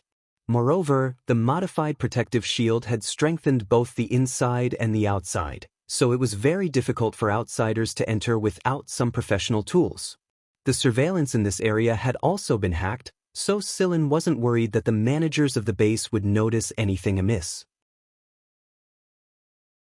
The elevator had already stopped working, so Sillin had no choice but to climb up. However, when he climbed up to the 3rd floor, a person ran down from the 2nd floor. Perhaps he did not notice that there was a person climbing up here. He was unable to dodge in time. His foot missed, and he crashed straight into Sillin. If it wasn't for Sillin blocking his way, he probably would have rolled down the stairs already. The man didn't even raise his head. He was wearing a protective mask, so he couldn't see what was behind the mask. After he finally steadied himself, the man panted a couple of times and was about to continue walking down when his body suddenly felt light. Sillin had lifted him up with one hand and carried him down the stairs. The man didn't even scream. He just waved his hand and took out a pair of tweezers from God knows where to poke Sillin, but Sillin stopped him with his other hand. "Master Mo, aren't you tired?" Sillin asked as he ran down the stairs. Hearing this, Mo Heng, who was about to change his tweezers, stopped and looked at Sillin in confusion. It was different from what he remembered. Although he couldn't see the face, he could still see the difference in the shape of the body. It was very unfamiliar, but at this moment, the only thing that came to Mo Heng's mind was that little bastard Sillin. Was it Sillin? Was it? Who else but Sillin would directly call him Master instead of Mentor Mo? Mo Heng didn't ask, nor did he pull down Sillin's protective mask. It would be bad if he was recognized by people running around every now and then. Moreover, Mo Heng couldn't sense any malice from the man in front of him. Instead, he felt a sense of familiarity that he hadn't felt for a long time. "Never mind, I'll think about it after I get out of here." In any case, it definitely isn't someone that bastard and Bishin sent. It's probably Sillin, I guess. Mo Heng thought to himself. Just like that, he quietly and obediently ran out of the base while being carried on his shoulder. But if it really was Sillin, Mo Heng was both happy and worried. Right now, the base and even the entire planet were in bad shape, and it would be terrible if they were infected. Right now, Sir Mo was extremely conflicted. He was looking forward to his disciple's return, but he didn't want to run into him in this virus-ravaged environment. While Sillin was sneaking out of the base with Mo Heng, he received a call from Cheto. "What's wrong?" Sillin didn't stop moving. At the same time, he was paying attention to his surroundings. Right now, most of the base's attention should be focused on a few places. The passage he was walking through right now was deserted, and the surveillance devices were down. Still, it was never wrong to be careful. We finished injecting the incomplete modifiers with the antidote, and the researchers are trying their best to escape from the base. However, there are too many guards, so I'm afraid they won't be able to hold out for too long. Should we proceed with the next step in advance? Cheto asked. Then let's move ahead. I've already found the person. We'll evacuate once we get out of here. All right, I'll let Wheeze and the others know. Oh right, there's one more thing I need to tell you. A group of people is approaching this planet right now. I don't know which side they're from. Sillin thinks for a moment before asking, can't we get their identities verified? Nope. They don't seem to want to reveal their identities. In other words, they aren't Miracle's own people. That's true. Should we intercept them with the satellite array outside? No need. They're probably from the First Legion. Thinking back to you, Lu, Sillin guessed that they were probably reinforcements from the First Legion. This was just as well. It would save them the trouble of having to act as a cover, and they could just leave the rest of the trouble to the First Legion. How much longer until they arrive? Sillin asked again. Half an hour. I'm almost out. Pick a space plane and get ready to leave. Got it. After ending the call, Sillin checked his surroundings and quickened his pace. Mo Heng, who was being carried on Sillin's shoulder, frowned. Although the voice didn't sound like it, the tone, it was definitely Sillin's. Sigh, why did this little bastard have to come at a time like this? Mo Heng couldn't help but feel a sense of guilt. In the 9 bases, in front of the warehouse where space planes and fighter jets were parked, many researchers who had lost control of their emotions were in conflict with the guards. The researchers wanted to leave the planet, but the people in charge of the bases wouldn't allow it. They kept the warehouse door tightly shut. As long as they couldn't get their space planes out, they could only wander around the planet. There was still a chance to salvage the situation. However, once these researchers left, there was no telling when they would be able to return here to continue their research. Even if these researchers didn't know some of the core secrets, there were still some things that couldn't be known to the outside world. The people in charge would never allow these researchers to escape the planet. Every researcher had been implanted with a tracking chip, but there was no guarantee that the chip would not be destroyed.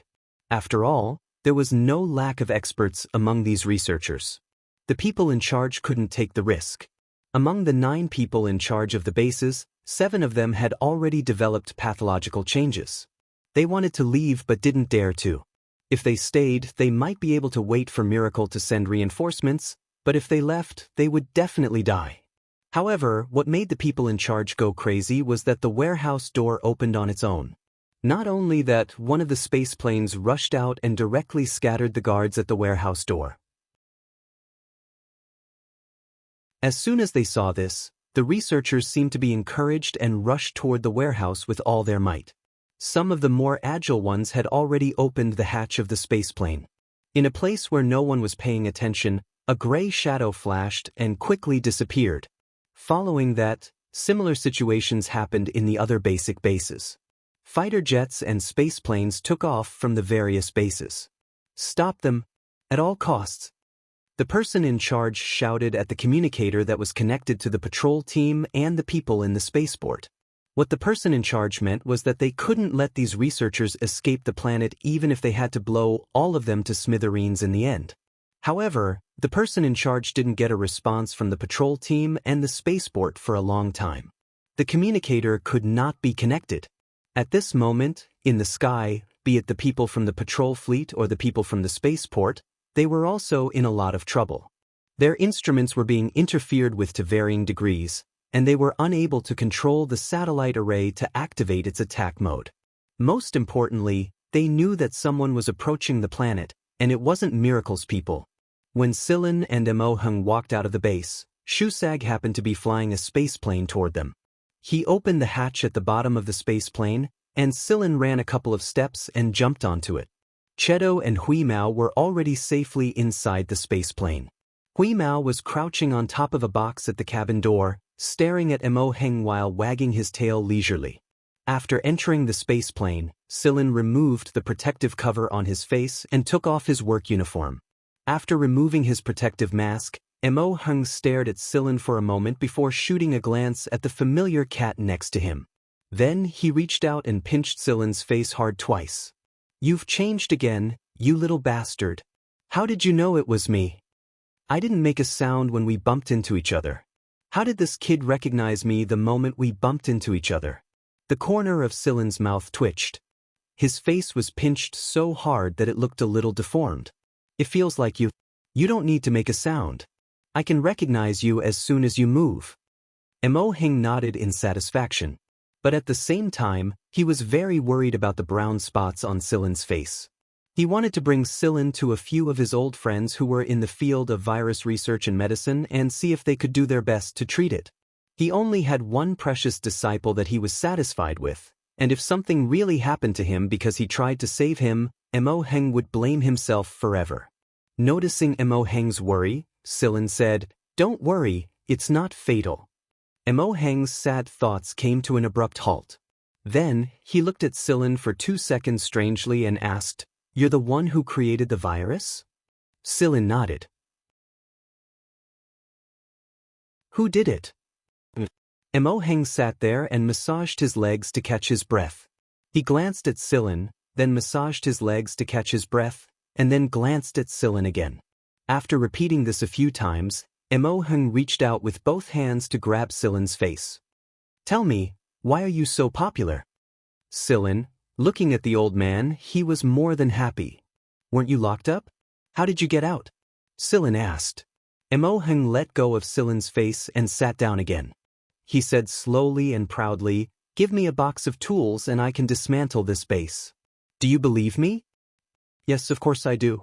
Sillin had heard a lot of gossip about Mo Heng. When he was young, Mo Heng had done things like breaking into cars, doors, and aircraft. Especially after being bullied, he would not say anything in front of others, but would secretly kill them behind their backs. He would often tamper with other people's aircraft or household machinery. Otherwise, those who knew Mo Hung well wouldn't have called him a senior academic ruffian. The people at the base shouldn't have left Mo Hung his toolbox if they wanted to lock him up. Silin told Mo Hung to rest for a while and wake him up if something came up. After learning the true situation of this seemingly powerful virus, Mo Hung was no longer worried about the situation at the base. The old man had not slept well during this period of time. Mo Hung was really tired, so he quickly fell asleep as soon as he closed his eyes. "How is it?" Silin asked Cheto after he arrived at the cockpit. "They're here." Cheto pointed at the image on the screen. It was showing the battle that had already begun in space, and the patrol ships that had been blasted into holes by the enemy's cannons looked especially miserable. How could they not be miserable? Many of the patrol ships' instruments were still being jammed, and the interference set up by Cheto and Huimao would last for a long time. "We weren't the ones who opened the warehouse doors at 4 bases, so the operation was cut down a lot," Cheto said. At the same time, he showed Silin the images of the battle with Liquid Silver, Judy, and Stora. "I'm guessing they're involved too. Yulu might have interfered as well. Still, he could analyze these things after he left the base." Silin told Shusag to fly the spaceplane away at full speed. The people from the army were used to direct methods, so there was no way they would miss out on an attack. This was the perfect opportunity for Silin and the others to escape during the chaos. On the other side, Yulu had entered a few other bases after he left the base he was in. Not long after he took off, a line of text appeared on his communicator screen, informing him of the true situation of the Yulu virus. Yulu couldn't tell what he was feeling when he saw the message. They had originally planned to destroy this base and perish together with these people who had experimented on the soldiers of their army. Everyone would be infected anyway. However, the message revived Yulu's desire to die together with his enemies. The worst part was that there was a very, very cheap smiley face at the end of the message. Yulu wanted nothing more than to smash the screen with his fist. That was why Yulu went to a few other bases to collect more evidence. That way, he would have a reason to declare war against the 5th Legion, and the reputation of the 5th Legion would be greatly damaged. Although Yulu's illness wasn't enough to render him immobile, he was seriously tired after all this action. He flew the spaceplane to a place a certain distance away from the base, parked it, and leaned against the fuselage to rest. The morning light finally appeared. Yulu covered his face and smiled as he looked at the sky growing brighter and brighter. Then, he looked at the fading spots on his body and covered his face with a hand. A spaceplane that didn't belong to Miracle flew toward him from the sky. After it landed, a person jumped out and shouted at Yulu, "Are you dead?" Yulu looked up at the person and said in a slightly hoarse voice, "I just came back to life." You're tuning in to the Passion Pages YouTube channel. We're so grateful for your support, and don't forget to subscribe to join us on this incredible journey through captivating stories. Your generosity through donations truly makes a world of difference, as it's the primary source of revenue that allows me to expand and enhance this channel for you. Thank you from the bottom of my heart for being a part of this adventure.